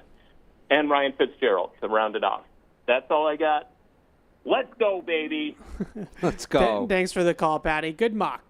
I will say, Drew Kendall, I think, is going to go a lot higher than people think. I think Drew Kendall's like a 4th or 5th round pick. But I like the mock. I like all the players that he picked there. I think they're guys that we've discussed and we've talked about a lot. I find the Jalen Noel thing interesting. It's on the one hand that they could look at it and we could look at it as kind of like a redo on Ladd McConkey, right? Yeah. Like it's kind of a similar type of player. And you might feel like, all right, well, they have kind of enough of that kind of player. They have enough slots. They have enough inside guys. But he's probably the best receiver that you could take there at 38. I also don't think people who have said the slot position is filled. I disagree with that. I think they have options, but we've talked about this. Pop Douglas, I think, absolutely has a role here. Yeah. He's a good player. He's not that 120 target a year guy. He's more Danny Amendola than Julian Edelman. And if they're going to play Diggs in the slot, so that's one thing. I know you think they're going to play Diggs in the slot. Yeah. I'd like to see more as a Z. So now you're down to Jalen Polk. Jalen Polk. Yeah, that's kind of it. And Kendrick Bourne, I guess. If you look at him as a do you slot. feel good about those as your slot options, especially in a different slot than a different kind of slot player than maybe Polk is? I kind of want to do this later in the show, but I'll just bring it up now. Like, there's always 2 or 3 guys that I think the Patriots are going to take. Everything tells me the Patriots are going to take. That I want to get into a mock draft. That I don't end up getting in, and usually they end up taking one of those guys, and it bugs me because I didn't put him in. Both Iowa State receivers are in that category for me this year. I did one last night. I was texting you about this. I was trying to get Knoll or Higgins in, and I couldn't make it work. I ended up putting Trey Harrison, who I think is a fit too. But, I bet you I'm going to regret not putting one of the Iowa State wide receivers in. But if I'd put one in, they would have taken the other. So I would have regretted it either way. But I regret not getting those guys in my mock drafts. It's interesting. The Knoll thing to me is interesting. And I know that I was thinking it was yesterday that Los Angeles, the Chargers, put out their side of the trade call for Ladd McConkey, and it just kind of brought the whole thing back up again with the Patriots passing on Ladd McConkey. And I do wonder if this time around they say, well, we want to take a receiver here. Knoll's the best receiver. We literally just made this mistake a year ago of passing on the receiver because it was too redundant to the guys we already have. We're not going to do that again, and we're just going to take Jalen Knoll. To your point about the slot, I think Diggs is a Z, but historically, there's two different types of Patriot slots, right? There's the Welker Edelman slot that's truly a third receiver that comes on the field in 11 and plays the slot. And then there's the Julian Edelman slot, who's kind of like a movable piece that is truly playing the Z, but is playing like a 50-50 split of inside-outside. So I see Stephon Diggs playing more in that Julian Edelman type of archetype or mold of being an inside-outside guy, a movable chess piece around the formation type of guy. If they take a guy like Jalen Knoll, that's probably his best role as well. So how do you make that work? Maybe it's Knoll in the slot early on. Diggs is probably not a long-term thing here in New England. It's probably more of a short-term thing. So maybe in 2026 or 2027, Knoll moves over and plays more on the outside. All right, Randy is in Providence. What's up, Randy? Hey, how's it going, guys? Hey. So I had a question, and then I had two takes I want to get your reaction on. They'll be quick. So I saw a tweet this morning from a guy named Simon Charles. That is fake. It's a fake account. Yeah, next question. Fake account. Oh, okay, cool. I was like, I'm not familiar with them, so all right. Yeah. Then two takes. Stop getting got by Simon Charles, guys. I'm just kidding, Randy. We love you. Keep going. Sorry. Yeah, I'm not a big Twitter guy. So fair enough. Yeah, we're not making fun of you. No, we're not making fun of you. No. All right. So, two takes. Number one, I think Carter goes at 2. I don't know that that's the hottest take in the world, but everyone in the world has Hunter. And I just think Andrew Berry is kind of known for enjoying the gamesmanship of this, right? And he's kind of been a little too public about it. And I don't know. I think that if he was going to sit down with Myles Garrett and sell him on a plan, selling him on we're going to create this ridiculous pass rush is more attractive to a guy named Myles Garrett than we're going to draft Travis Hunter. And you were saying earlier, you can't exactly 100% promise, we're going to get Hunter and Sanders or something like that, So to me, I think that, I'm always suspicious of news and stuff that comes out in April, especially from guys who like to kind of play the media a little bit, they have that reputation like Andrew Perry does. And then the hotter take that is quick is I think that more tight ends go in the top 10 than quarterbacks or wide receivers. More tight ends. So I have a take along those lines. Thanks for the call, Randy. I think Mason Taylor's going to be a first-round pick. I think or if not first round, I don't think he's going to be on the board at 38 because Tyler Warren's going to go top 10. Loveland's going to go top 20, if not top 15. Some people think he might go before Warren. Mason Taylor right now on the consensus board is 50. Yeah. So let's even say Loveland falls to 20. Are we going 30 picks without a tight end? Are we going 20 picks a year after Brock Bowers in a copycat league? And there's teams that need tight ends. The Rams are down there. They need a tight end. You could argue the Ravens should start getting ready for life after Mark Andrews. Denver needs a tight end at 20. If Loveland goes higher, I think that's probably Loveland's floor. Mason, I don't think Mason Taylor. I think there's a really good chance Mason Taylor's not good at 38. And I'll dress the take up a little bit and say I think Mason Taylor's going to be a first-round pick. So I think I've heard that. You're not alone. Yeah.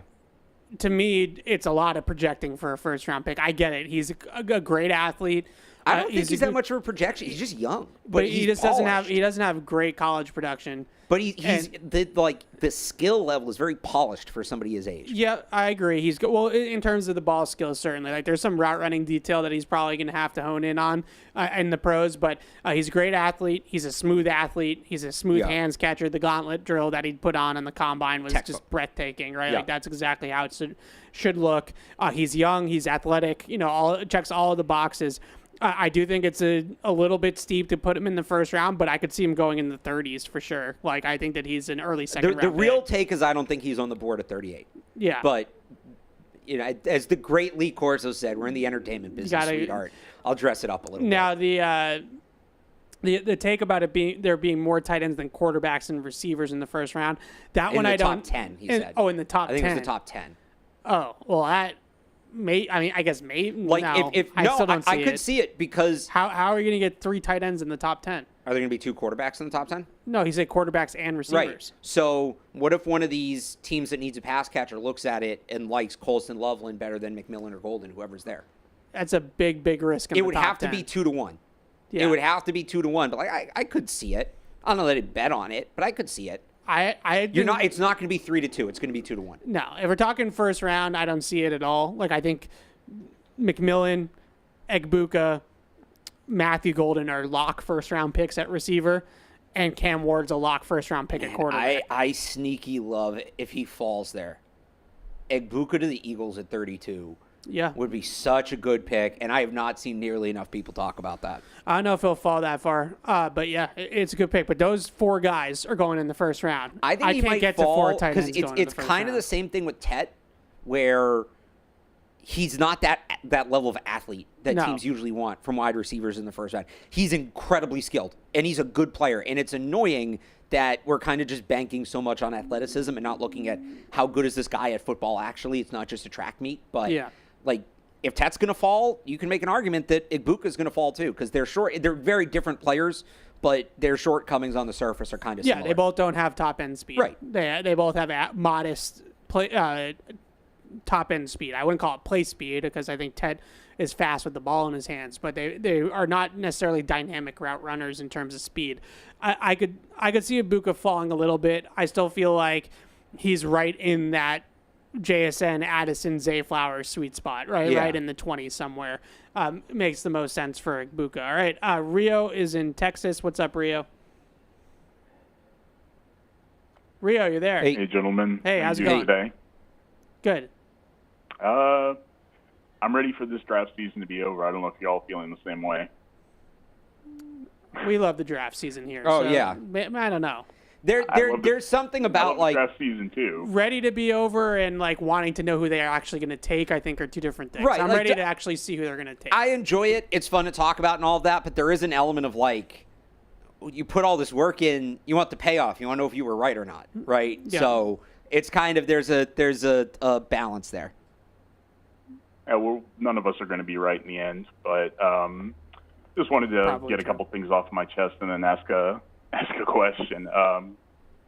Kind of with Patty was saying earlier, going back, this has been a very long draft season, and I've spent, quite frankly, since the words "young Thundercat" were uttered, I've been looking at the draft class because I was a little dubious at that point. And this draft has reminded me a lot of 2022, where you're going to have a whole bunch of prospects debated at the top, and I think we're going to look back in 3 years and say, yeah, there are a couple guys that are pretty good, and the rest of them that we've been debating, they all kind of stink. There's nothing great there. And what Alex brought up earlier with Darius Hayward-Bay and Michael Crabtree, that was a shocking pick at the time. Neither guy was any good. Crabtree was solid. So my thinking, he wasn't what he was supposed to be, but he was a solid player. Do you want to take him as a top 10 pick? I don't. But my thinking is, why not try to avoid the entire mess, basically? And I know you thought that Evan said earlier that the Raiders were going to take care of Colton Miller. I don't think they are. I think they're going to try to go a different direction. What do you think about just 1 for 6 in Colton Miller? Just value him as a third-round pick since you have to pay him. Take yourself out of the position where you even have to be thinking, I have to take a tackle. at 4 overall because we got to protect Drake May, and now you open up the board for yourself at 6. Yeah, it's a good theory, Rio. Thanks for the call. Real quick, just for the record. Yep. Michael Crabtree, 17-game average in his We're career. still stuck on Crabtree. Averaged over 17 games each season. 76 catches, 900 yards, 7 touchdowns. I'd take that. Yeah, he was fine. That's fine. He wasn't what he was supposed to be, but he's not No. a bad player. Would I trade 4 for 6 in Colton Miller? Yeah, I probably would. I would. I don't think the Raiders would. I don't know if the Raiders would. I also have just decided that the market for these trades that include veteran players is so wacky at this point that I'm done trying to predict what exactly a player is going to get in return. Colton Miller could be worth the 1st-round pick. He could be worth the 7th-round pick. I honestly have no idea anymore because everything seems to be a case-by-case basis where it just depends on the supply and the demand and all this. Well, you about figure the he's player. worth more I don't because know. there's more demand at the position, but Yeah. if you're the Raiders, would you rather move up 2 spots or get the 38th pick outright in this draft How would they get the 38th pick? for Colton Miller? I'm saying if those are the 2 options, right? You can either move up from I'd 6 probably to 4. get the 38th pick. I would too if I'm the Raiders. So the whole 6 to 4 thing, that doesn't work. But The only way I guess I wouldn't, just to play devil's advocate, is if the Raiders are 100% convinced that Jeanty's going 5 to the Jaguars and they want Jeanty. So then you go. I guess, you're jumping the Jaguars to get Jeanty. It also doesn't matter because there was nothing in that report that Colton Miller wants to be traded. Right. It's just that he wants a new contract. He's a starting caliber left tackle. We've talked about how hard those guys are to find. That's gonna and that was less than a week ago. So you're gonna trade a guy over a contract dispute if it's even reached that point. It's optional workouts. Yeah. You're gonna move on from that guy in a week. Yeah. Over all that, a 29-year-old starting left tackle because that's a camp trade if it's a trade right. at all. And the Patriots absolutely cannot say, well, Colton Miller might be available, so we're not going to take a left tackle. Yeah. You can't do that because if he doesn't become available, which odds are he won't because these tackles never become available. If he doesn't become available, now you don't have a tackle. The Colton Miller thing, it's a nice thought.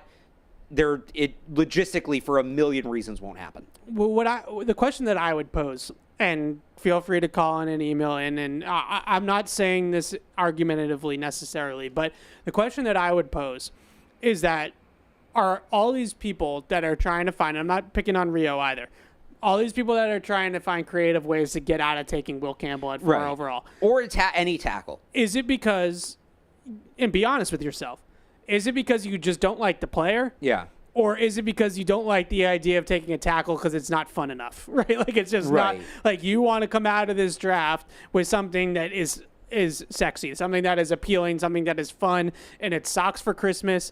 And you don't want to pull the trigger on socks for Christmas. You want the Xbox, and like now we're just talking ourselves into every other possible avenue. Take Jeanty at 4, trade back up into the 20s for the tackle, trade 4 for 6 and Colton Miller. Trade a 3rd-round pick for Colton Miller, and then you don't need to take the tackle at 4. We're just trying to find a bunch of different ways to avoid taking the tackle, and I'm genuinely curious if that is because you just don't like the players available at the position, or it's because you don't want to take the tackle. Because I think for a lot of people, it's that you just don't want to take the tackle. You just don't. Right. You just don't want the socks and underwear for Christmas. You want the Xbox. And sometimes, speaking as an adult right now that's trying to adult and failing miserably, telling you right now, the socks for Christmas are practical and they're great. And right? again, if you don't want Campbell, that's fine. But you got to tell me then, especially if you tell me Membo at 4, fine, okay, you believe more in him than Campbell. I'm talking tackles in general. Right. If you're saying Campbell, you don't want to tackle Membo, at 4, whoever. you got to tell me either how else you're getting that player or why you're comfortable with Vidarian Lowe starting there again. All right, Jordan is in Ohio. What's up, Jordan? George Pickens, would you guys trade a day 2 like a 3rd-round pick for him? That's my first question. Second, what's your guys' thoughts on Jaheim Bell moving to fullback? Yeah, thanks for the call, Jordan. A day 2 pick. Like, would I trade 77 for George Pickens? Yeah, probably. Yeah, probably. I'm not trading 38 for him. I don't know if I would trade 38 for him. He's not their type of guy. Like, obviously, with some of the character stuff, and he's a little bit of a head case. Like, he's just not a variable kind of guy. And what is he looking for? Is he looking for a new contract? Is he coming here trying to reset his value and he plans on hitting free agency? If he's coming as a rental, No. Maybe late day 3. I'm not trading a top 3 pick or a top 100 pick for a rental. I'm not going to go crazy and be like, I don't want George Pickens on my team. Right. But I'm just saying that I would probably be conservative. I wouldn't give up 38, but I give up 77 for George Pickens probably. Like, I think you kind of almost not if have he's to not with going to the sign a talent. new contract. Okay. That's Right, a he's in the fair last year of his rebuttal. deal, right? Getting there. I don't know if it's the last year. Well, he was the 22 draft, 22, 23, 24. Yeah, he's a second-round pick. He doesn't have a rookie option. So, it's last year of his deal. All right. Mark is in Connecticut. What's up, Mark? Are we ready, guys? Oh, yeah. Ready. Of course. Evan, my draft board is very similar to yours, which is great, so that makes me feel a lot better. But the I other don't know thing about I wanted to ask is, I mean, we're either going to be good or bad. That's one of the consensus. But Travis Hunter, I want everything we got to do to pop up 1 or 2 picks. What is it going to take? Is it going to take a second and a third from this year to do that? No. Just wanted to get your guys' consensus on how much draft capital we got to do to move up 1 spot, maybe 2 spots. More than you should. I think he's the guy. More than you should. Thanks for the call, Mark. I love Travis Hunter. I actually finished with him as my number 1 player in the draft. Okay. I think he's the best player in the draft. I think he's a great player. I think you're probably looking up at giving up the 2026 first-round pick. Yeah, and you I can't truly do that. think it's going to be something like that. We had a caller earlier. I can't remember which one it was. Sorry, but we had a caller earlier saying that they think that the Browns are going to take Abdul Carter instead of Travis Hunter and pull a fast one on everybody. Andrew Berry, the Browns GM, called him the Shohei Ohtani of football. Right. I'm sorry, but even if he just wants to be coy, even if he just wants to play games, even if he just wants to have fun with the media, you cannot go on the record in a press conference comparing a guy to Shohei Ohtani. I'm not necessarily a baseball guy. There's some baseball people that think he's the best player of all time in baseball, right? Like that's not a hot take to say that Shohei Ohtani might be the best player of all time at his sport. If you are comparing that guy to that player in Shohei Ohtani and Travis Hunter, you are taking Travis Hunter, because if 3 years from now you ended up being right and you passed on Shohei Ohtani of football, then you are going to look like a moron. So you're not doing that. It's going to cost a future first either way. It's not worth. They need more than one great player, and Travis Hunter's a great player, but he's not worth, getting a potential game changer this year, whether it be Will Campbell, Jalen Walker, even Ashton Jeanty, somebody else, plus whoever you're going to get next year in a better draft. It's not worth it. Yeah, I agree. All right. Henry is in D.C. What's up, Henry? Hey, guys. Thanks so much for taking my call. I love listening to the show. Like any good listener, I like to run a lot of draft simulations, and there's 2 situations I was interested in your take on. Okay. The first is in the second round, I feel like there's always 3 or 4 guys that I really want, and none of them fall to 38. So for each of you, who's someone that you'd be pounding the table to trade up to get at like 33 or 34? And then in the third round, I feel like there's just so many good options that I can't pick between them, and I never know what to do. So my 2 questions are, who would you trade up to get at 33 or 34? And then what would an A-plus third round look like for each of you? Great. Good questions, Henry. Who would I trade up for in the second round? There's a lot. There are a lot. I think it's hard to answer because it depends on who they take it for. Right. If they don't take a tackle at 4, then they're trading up for a tackle, right? Like they have to trade up for a Connerly or an Ursary in my mind. The other guy that, I don't know if I necessarily would need to trade up for him or would, but just in terms of, for the sake of conversation, as they like to say, one of the more fascinating players in this draft to me from a Patriots perspective is Luther Burden, because they are a team that needs special talent on the offensive side of the ball. It needs game-changing skill talent on the offensive side of the ball, which is 110% what Luther Burden is. But they've also spent the entire offseason targeting guys that are high-character players, that are good locker room guys, that are leaders, that are captain material, all these kinds of things. And if Luther Burden falls out of the first round, it's going to be because of the football character question marks, right? It's going to be about the person, Luther Burden, not the player, Luther Burden. So if the Patriots are sitting there at 38, and Luther Burden's falling because of the concerns about his character and his makeup. That, to me, is the ultimate litmus test of the Mike Vrabel program. Would they take the risk on a player like Luther Burden? Because to me, and I don't know the guy, I don't do the vetting. I'm not a Big Dom in Philadelphia, right? I'm not making calls and finding out about these guys. But to me, Luther Burden would really tip the scales for the Patriots. Like, if they came out of this draft with Will Campbell and Luther Burden, like, I am absolutely ecstatic. Would they do it? Would they take Luther Burden? I'm prepared to be disappointed. Yeah. He's like everything we've heard they're not looking for with some of the red flags, which I think are overblown. Go watch Drew Lock. I'd be pissed too.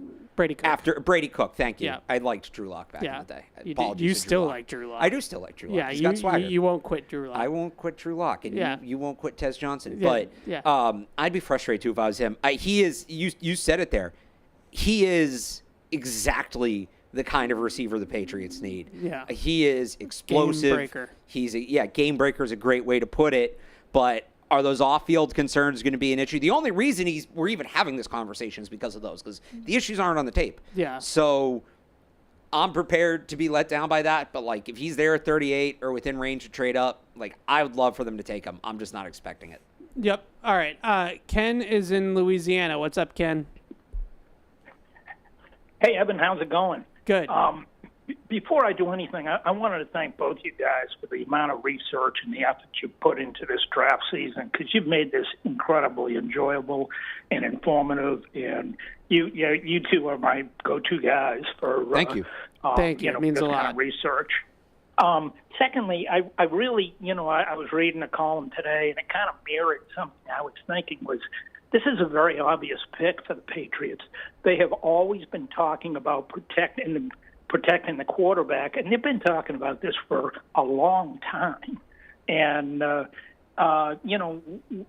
Will Campbell may not be what everybody thinks they should get for a fourth-round pick, but he's worth fourth pick. But he's worth a fourth pick to us. On a team level, other people maybe, or maybe that's not the case if you've got a line. But, to go back to your Christmas gift, we got holes in our socks. And this guy, has got a darning needle and can make it better. One of the other things, I lived for 10 years in Monroe, Louisiana, where he's from. It is a football-rich area.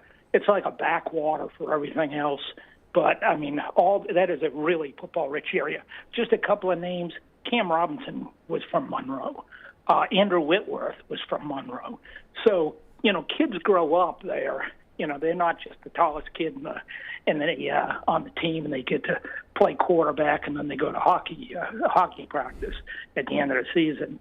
They grow up, wanting to be linemen or something like that. And so there's a very, very rich history for that area. Milt Williams, played college ball there. Doug Peterson played college ball there. So there's, it's a really football-rich area. Anyway, that's all I had. Again, thank you very much for all the really good work you've done for us this season. Thank you. Thanks, Ken. That was a great call. Pretty impressive. Not just because he was praising us, but I loved the way he did his research. Yeah. So I just looked it up. Neville High School is where Will Campbell went to high school there. I don't know if there's more than one high school in Monroe, but it's a pretty good alumni list. Larry Anderson, Bubby Brister. Who else is on here? Some other older players I haven't heard of. Justin Ellis was a good player back in the day. Kevontre Turpin, Max Mitchell, also the head strength and conditioning coach for the Chiefs. There you go. Oh, who's now with the Bills? I guess that's not updated, but I thought he put it great. Where Will Campbell, and this is what we've all been pounding the table. It might not be the best pick for everybody. It might not be the best pick in every year for the 4th overall pick, but for this team for this year, it's the best pick that they can possibly make. I think that's the best way to put it. That's a perfect way to put it. I would just say, you and I started doing this together in 2018, 17, right around there. You and I have never covered a draft where left tackle wasn't a need. We have never done it. We have never covered a draft Maybe the only time was like 19, right after they had drafted Isaiah Wynn in 18. I guess they probably assumed that Wynn was going to be the left tackle in 19 coming off the injury, but he was coming off an injury. Right, there were questions about him coming off the injury, and did they need a right tackle that year? Was that when did they let Cannon go after 18 or after 19? You have to, I'm looking. No, they still had Cannon. So maybe 2019 is the 1 year. Yeah, but he was coming off, Wynn was coming off a torn Achilles at the time. He tore his Achilles in the preseason the year before. We have never covered a draft where the Patriots haven't had a need at left tackle. They have also, and we're getting old, so we're going on like 8 drafts where we've talked about tackles every single year. We are also going on 2 to 3 years now of the Patriots having some of the worst offensive line play in the NFL. The worst. Like 2022, 23, 24, we have just seen a precipitous drop-off of their offensive line play from bad to worse here in New England. So if they draft Will Campbell at 4 overall, which is certainly what it seems like, you need to come out of this draft with an answer at left tackle. You need to come out of this draft elevating the talent in the room on the offensive line. And it's easy to sit back now and not want to build through the trenches. And then everybody gets to the season. Yep. And they watch Drake May get battered and beaten for 6 months. They watch Ramondre Stevenson fumble a bajillion times and have no place to run the entire year. And everything gets blamed on the offensive line. And then we get to April and nobody wants to draft the lineman, right? Like I get it. It's not fun. Like I would much rather them get Travis Hunter just for the pure excitement. I think he's a better player too, but even if I thought they were equal, I would probably want Travis Hunter more because it's more exciting. It's more fun. But sometimes you just need to go with what you need. And what they need is the left tackle. I thought that the caller said it great.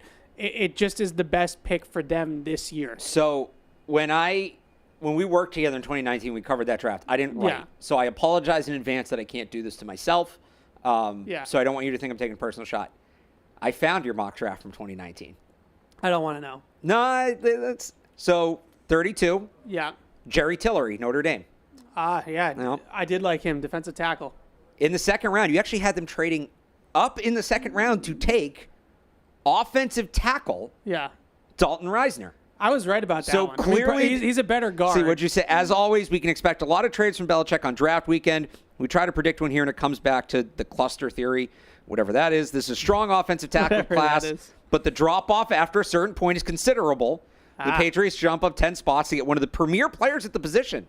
New England could opt for left tackle prospects like Ole Miss's Greg Little or Caleb McGarry, and I also like the versatile Titus Howard here. You weren't necessarily wrong. But we go with Reisner as a system and culture fit. Yeah. You said Scar would love him. And tough guy, good run blocker. On the right side, Shaq Mason and Reisner would give the Patriots 2 bulldozers. I was right. So we were talking tackle in the top, maybe not the first pick. I also found the mock draft tracker. There's a lot of Jerry Tillery. A lot of there's some quarterbacks in there. Drew Lock, Will Grier. Shout out to Rick Saratella, who had Jeffrey Simmons. So that was. But there are a couple. That draft. We were talking tackle in the top 100. We all were so sure that Belichick would never draft a receiver in the high. first round. Yeah. Yeah, and so especially that year, none of us were on that scent because of that. But good pull. Not terrible. It's not. Hang on. You want the rest of it while we're here? Just a couple. Don't give me the whole thing. Will Grier. Yep. Jace Sternberger. They did get Will Grier eventually. They did eventually. Yeah. You had Mecole Hardman in the 3rd round, 97th overall. There we go. Pats waiting on wide receivers to the 3rd round. This one directly relates to their tier system. You said he could be an element-like player who moves around the formation, can return kicks. Okay. Who else did you have here? Pretty close. Most of these day 3 guys didn't make it in the league. So. Well. But they're day 3. Oh, yeah. They had like 5 7th-round picks this year. Yeah. So you take Mecole Hardman, 97th. You took Jalen Hurd, 134th, and then they had 4 picks, 250. 5 picks. You must have made some trades. 5 picks, 250 or later. I did like Jalen Hurd as well. I thought Jalen Hurd was going to work out. These made sense. We went with the Rutgers guy late, sure. It's just a bunch of linemen on both sides. Nick Easley, Iowa. I vaguely remember him. Always easy to go with the linemen. So every year we can safely say we've been talking about tackles, whether it's left or right or whatever the case may be. I'm sick of it. I'm sick of talking about tackles. I'm sick of the offensive line not being up to snuff, not being NFL caliber. And I think what we've learned over the last couple of years, no, it doesn't necessarily move the needle like a top flight receiver would, like a Jamar Chase level receiver would. But we've learned over the years is that you literally cannot operate with a bad offensive line. It doesn't have to be great. It doesn't have to be elite. It doesn't have to be Philly's offensive line or Detroit's offensive line. It can be middle of the pack. But you have to be at a certain level on the offensive line because you just can't call plays with an offensive line like that. And we've seen it. So I just let's take the socks for Christmas, people. It'll be okay. Will is that Kentucky? Maybe, I don't know. I'm bad with my abbreviations. What's up, Will? Not much. I'm with the Sox from Kentucky thing, or the Sox for Christmas thing, because receivers look better when the quarterback's got more time to throw the football. If he can't even finish his drop before he's getting hit, how's he even get the ball out? I'm tired of watching people get smacked back there playing quarterback. Yeah, fair enough, Will. What else you got? Question. What's the chances of them, of somebody, say the Giants throwing a curveball since they need a right tackle and getting Membu instead of Abdul Carter? Because didn't they move Evan Neal into guard? Yeah, and thanks for the call, Will. I don't think there's a very good chance of that. Now, is there a chance that they trade out of the pick? And the Giants trade back with somebody so somebody else can take Abdul Carter at 3. Sure, there's no reason for them to take Abdul Carter at 3. Or, Armand Membu at 3. No. Like, they can trade out of that pick. Somebody else will take the pick for Abdul Carter, and they can still take Membu at 6, right? If anybody sneaks up in there, it's going to be Jeanty. Yeah. Do the Giants overcorrect? Does Joe Shane overcorrect on losing Saquon Barkley and take Jeanty at 3? Because that's the one, if you move back, you might not get him. Yeah, so we have about approximately 1,000 emails coming in. A little breaking news real quick here. The Saints are picking up Chris Olave's 5th-year option. So he's been kind of loosely floated as a Patriots trade target, and now has an extra year on his contract. Okay, and they're not picking up the option on Trevor Penning. Ooh, all right. So Trevor Penning is not good. If Will Campbell is a guard like you all say, Trevor Penning is not good. There's going to be a lot of copium with Trevor Penning this year. Trevor Penning is a big draft bust for the Saints. He should probably be playing. I think he'd be okay as a guard. That's the guy I'd move inside a guard. He's tall, though. He's like a big dude. That's true. I think Mekhi Becton kind of proved you can have tall guards, though. But Mekhi Becton's huge, right? Trevor Penning's like a tall athlete. Like, he's kind of like a Nate Solder build. Yeah. All right. Marcel is from Austria. He's emailing in. And I understand Marcel's train of thought here a little bit. He has a quick draft question for us, which isn't so quick, but that's okay, Marcel. We still love you.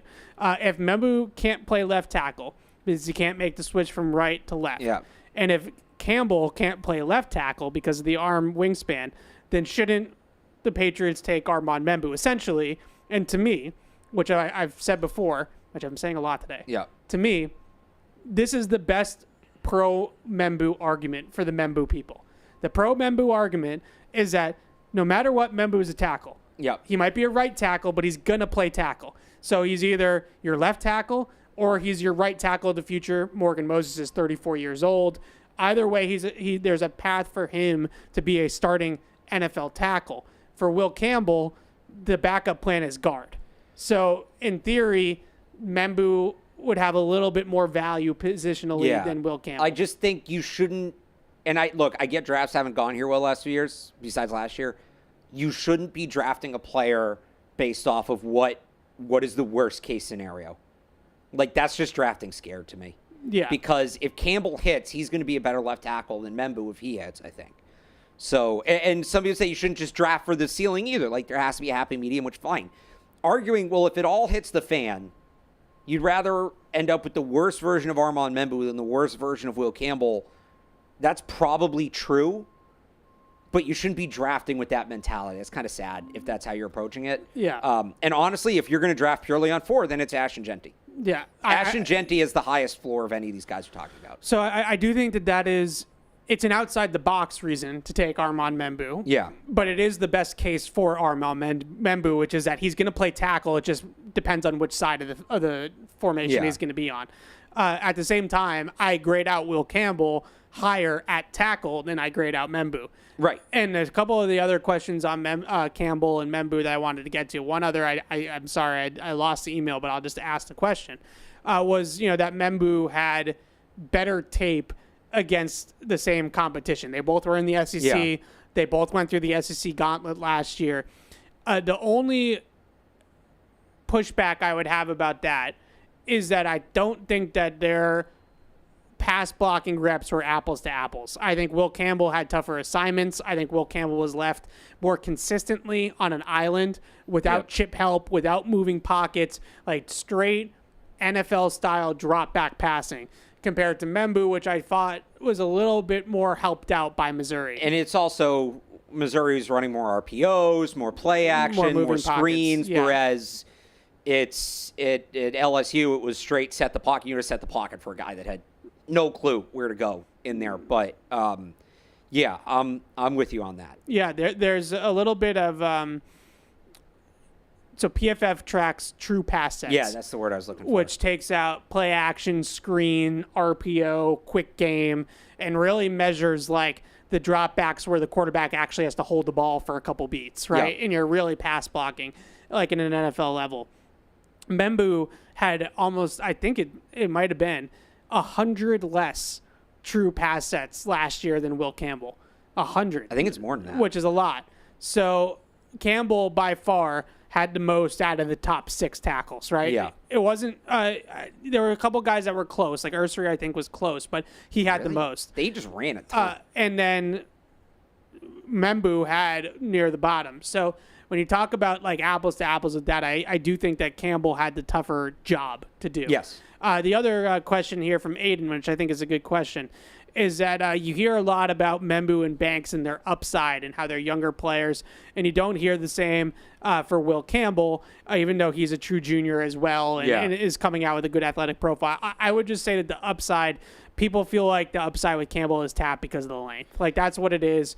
Like, they don't think because of history and because of precedent, there isn't a ton of precedent of a 33-inch arm tackle turning into an all-pro. Like, there just isn't a lot of that. Yep. Now, if you really want to be sunken on Campbell, I think the one kind of rebuttal to that argument, they haven't really tried a lot of 33-inch arm tackles at tackle. Right. You know, it used to be 34.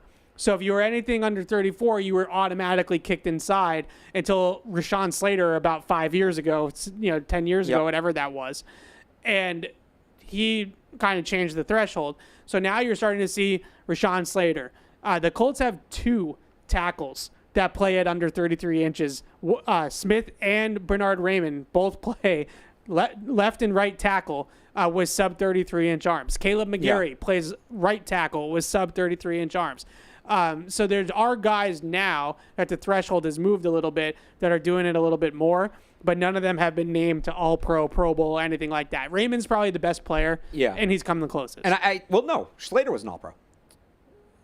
At 33. At 33. Well, Campbell's at 33. So I think, no, he is. Don't laugh. He is. I'm laughing. I also think people are waiting to hear about the upside, like after last year, right? Marvin Harrison, and I think people probably a little too high on Marvin Harrison, but like very good player. Yeah. And people are kind of waiting to hear about the Marvin Harrison, Joe Alt upside because the Patriots are picking that high. That's not this draft. The players with that upside aren't there. So Campbell's upside maybe isn't that of a typical top 5 pick or, 4, 5, 6, 7 in that range. Assuming Carter and Hunter are gone, again, unless you want to take Jeanty, nobody has that upside in this draft.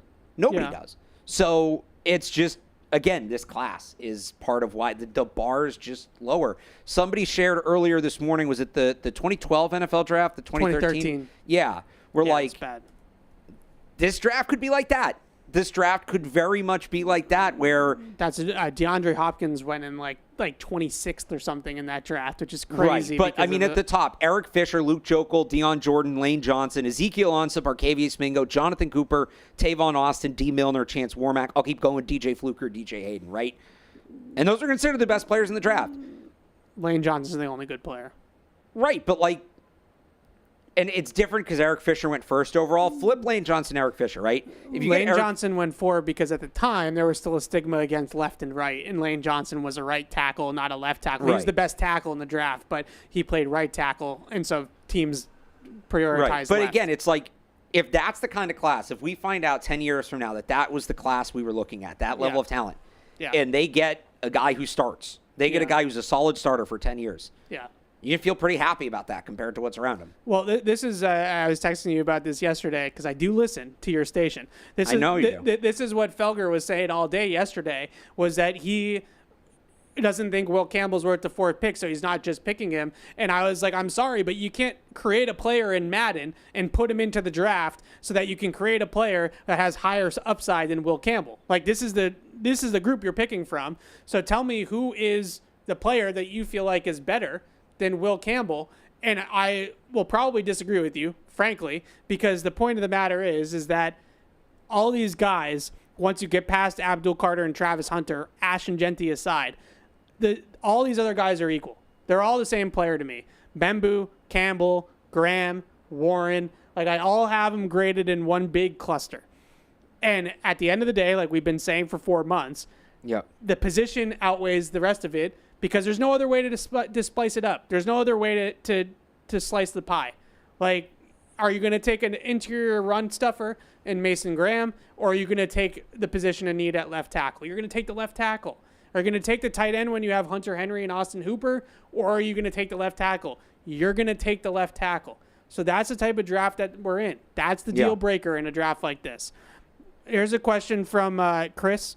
He asks, if you're there at 38 and Ariante Ursary and Josh Simmons are both on the board, which player are you taking? I know your answer to this, I think.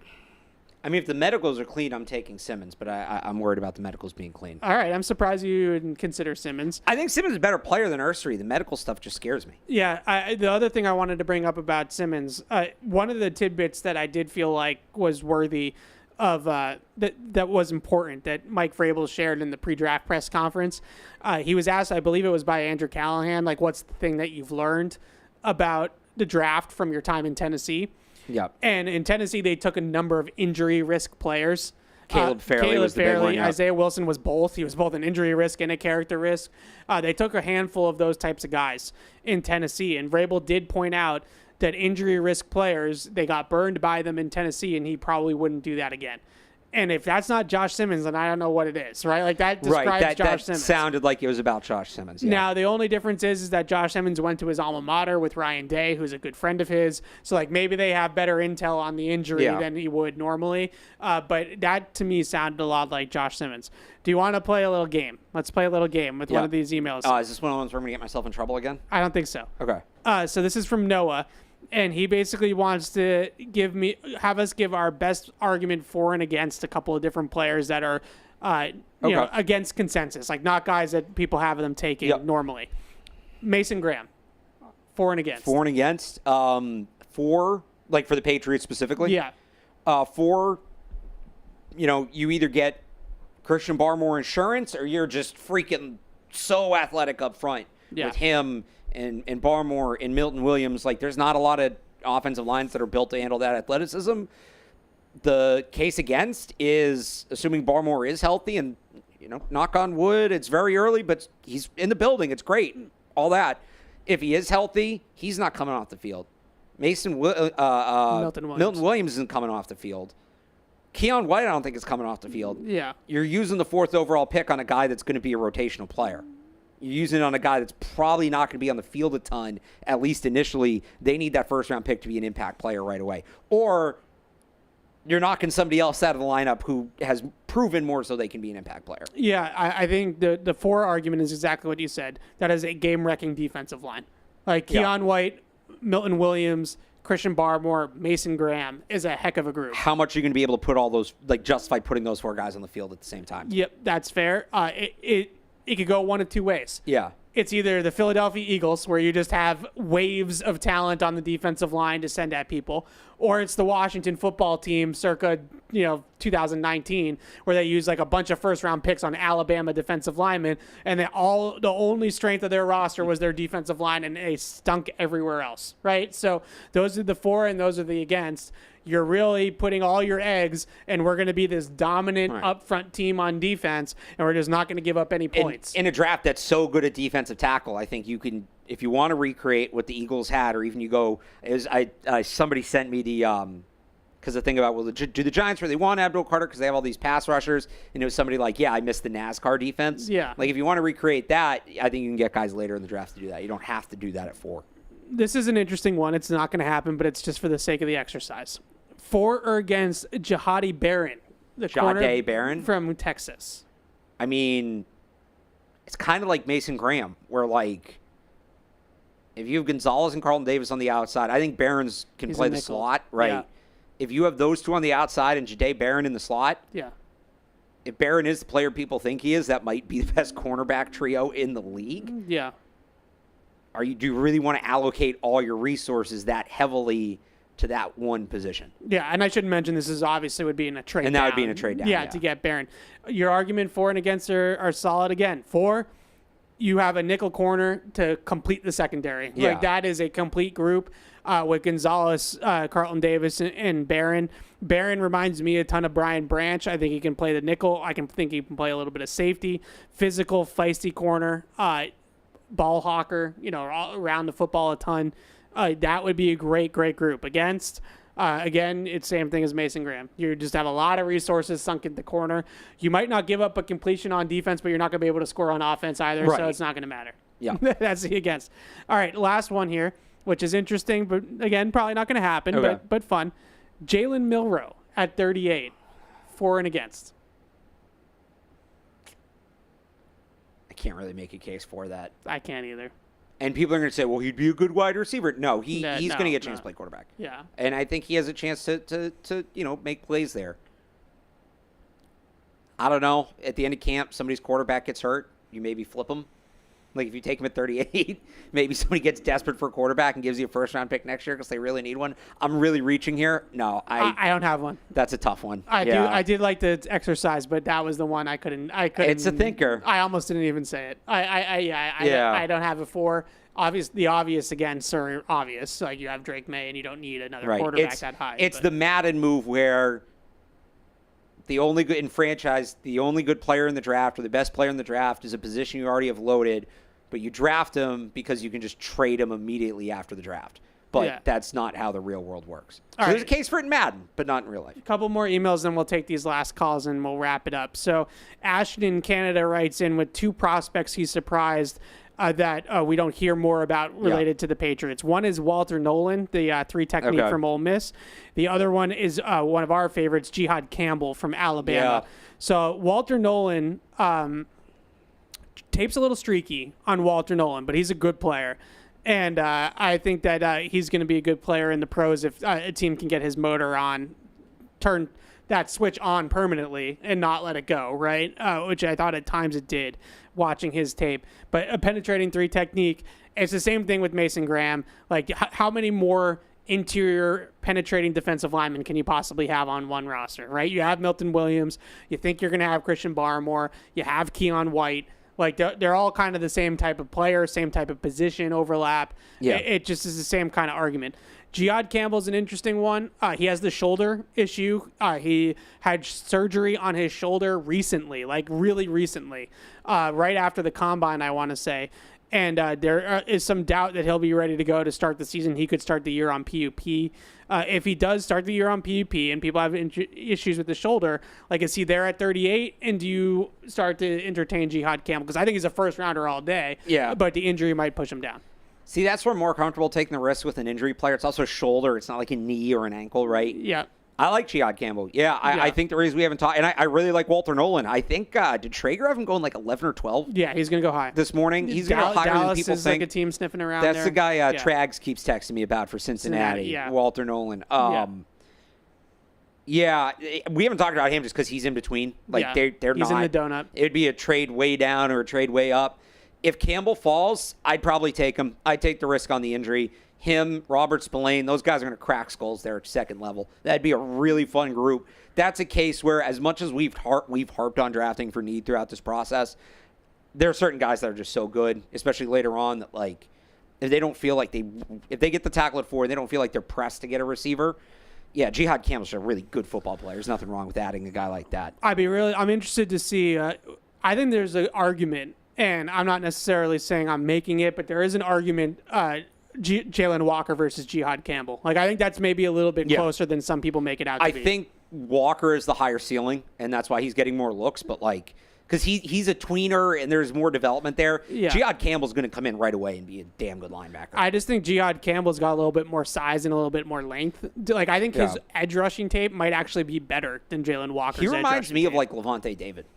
I could see that. Yeah. Yeah, I think his edge rushing tape's really good. His edge rushing tape is good. What stands out to me is he's such a good coverage linebacker. Yeah, like great in space. And there are not, not a lot of Fred Warners floating around the league, and that may be a little lofty of a comp, but you want my comp? Yeah, Tremaine Edmonds.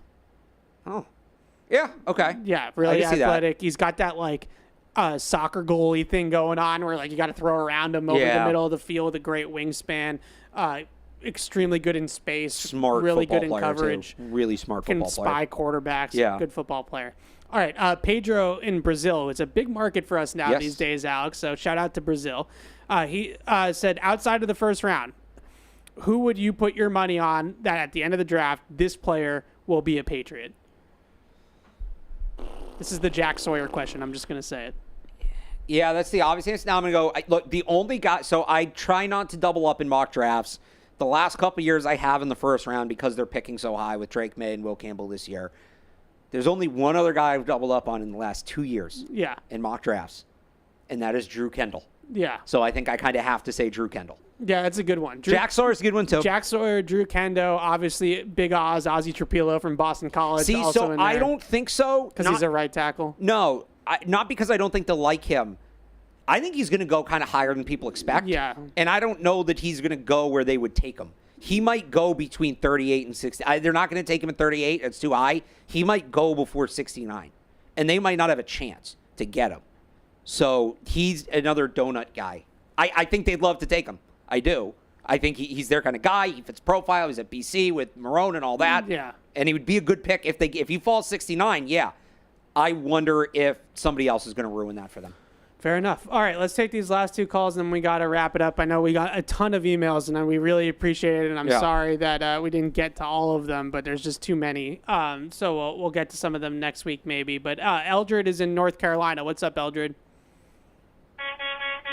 Hey, fellas, how y'all doing? Hey. Good. Question, make it real quick. If Jeanty there at 4 and somebody want to trade up to get him, would y'all take that trade, or would you go ahead and pick Jeanty? And then, what are y'all hearing about Darian Porter? Is he third round or fourth round prospect? And I take it off the air. Who was that? I think it was Darian Porter. You said, Eldred?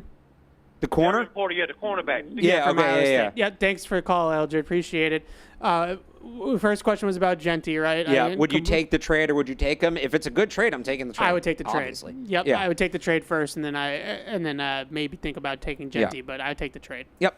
And Darian Porter, really good athlete. This is the kind of guy, if they don't need a boundary corner, that's like the lowest position in need. Yeah. But if they hadn't signed Carlton Davis, you guys would have been sick of hearing me talk about Darian Porter. You know how ageist I am.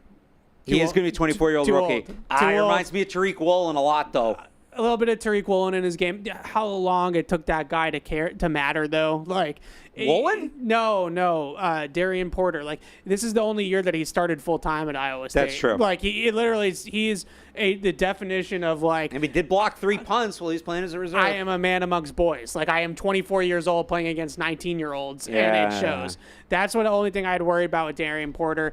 He also didn't play a ton of man-to-man at Iowa. He's more of like a zone corner. Yeah. But really, really good athlete. He's going to go to Vegas and be nasty. Yeah, good comp to Reek Woolen. Craig is in Ohio, but originally from Providence. What's up, Craig? Hey, how you doing? Hey. All right, so I have two things that quick. First thing is I'm being from Rhode Island, not having a college. Man, living out here in Ohio, that's all I hear about all day long, and it's annoying. Number two, I hear everybody's case against Will Campbell, but my thing I always come back to is I always hear that he only gave up 4 sacks. So what is the case for him being a guard if he's only given up 4 sacks? Yeah, thanks for the call, Craig. I think this, in general, and this is not a Will Campbell take. This is a general take. I don't really believe that the production base, like the charting metrics for college tackles, I don't think that holds much weight going to the NFL, because so much of that is fluffed up by screens and RPOs and quick game throws and all this kind of stuff that doesn't necessarily happen at the same volume as at the NFL level. Like Armand Membu gave up 8 pressures the entire season last year at Missouri. 8. All hurries, no sacks, no quarterback hits.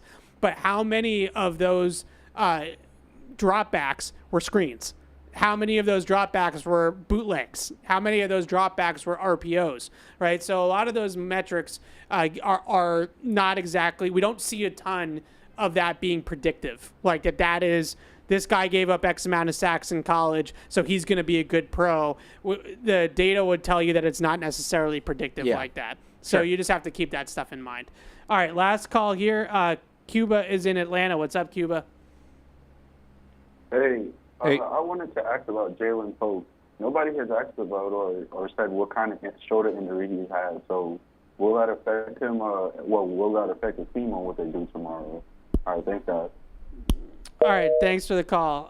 So Jalen Polk, I think we're all in the boat, at least me personally, I guess I should say, of expecting the worst and hoping for the best. Like I hope that he can. That last year was an aberration and he breaks out this year, and I hope that it works out. I do. There's not a lot of precedent for a receiver being really a non-contributor as a rookie and then suddenly blossoming into a really productive player. There just isn't. There's guys that have done it. Devontae Adams is always kind of the poster child for this, but Devontae Adams put up some numbers as a rookie. Like, he had some production. You hear a lot about like the 500-yard club. Like, if you hit 500 yards as a rookie, you're on your way to being a really good NFL player. There's just not a ton of precedent for guys that have caught as few passes as Jalen Polk going on to be productive NFL players. I think at this point, you can safely say Jalen Polk's ceiling is probably like on an NFL roster. Yeah. I mean, look, I don't think they need a rush to move on from him, bring him into camp, see where he's at, but I don't think you necessarily cement him any plans or anything. Yep, absolutely. All right, that does it for today's show. I wish we could get to all of these emails, but we'd be here for another hour, and we just can't swing that. So I apologize to all the emailers that emailed in, and we weren't able to get to you. But we'll be back next week, and we'll recap the draft. It'll be a big show. Yep. We'll go pick by pick like we always do, and recap the draft one at a time. And hopefully there'll be plenty of discussion about what the Patriots do over the next couple of days for us next week. But until next time, I do have to shout out our friends at Bud Light. It's easy to drink, easy to enjoy. Bud Light, the official beer sponsor of the New England Patriots. Alex and I are going to need a Bud Light on Sunday, I think. Yes. Maybe 10 Bud Lights on Sunday. All right, guys, we'll see you next week. Enjoy the draft. Enjoy the draft. Hey, this is Fred. Thanks for tuning into the show. If you really want to help us, make sure that you like us wherever you get your podcasts, like Apple Podcasts or Spotify.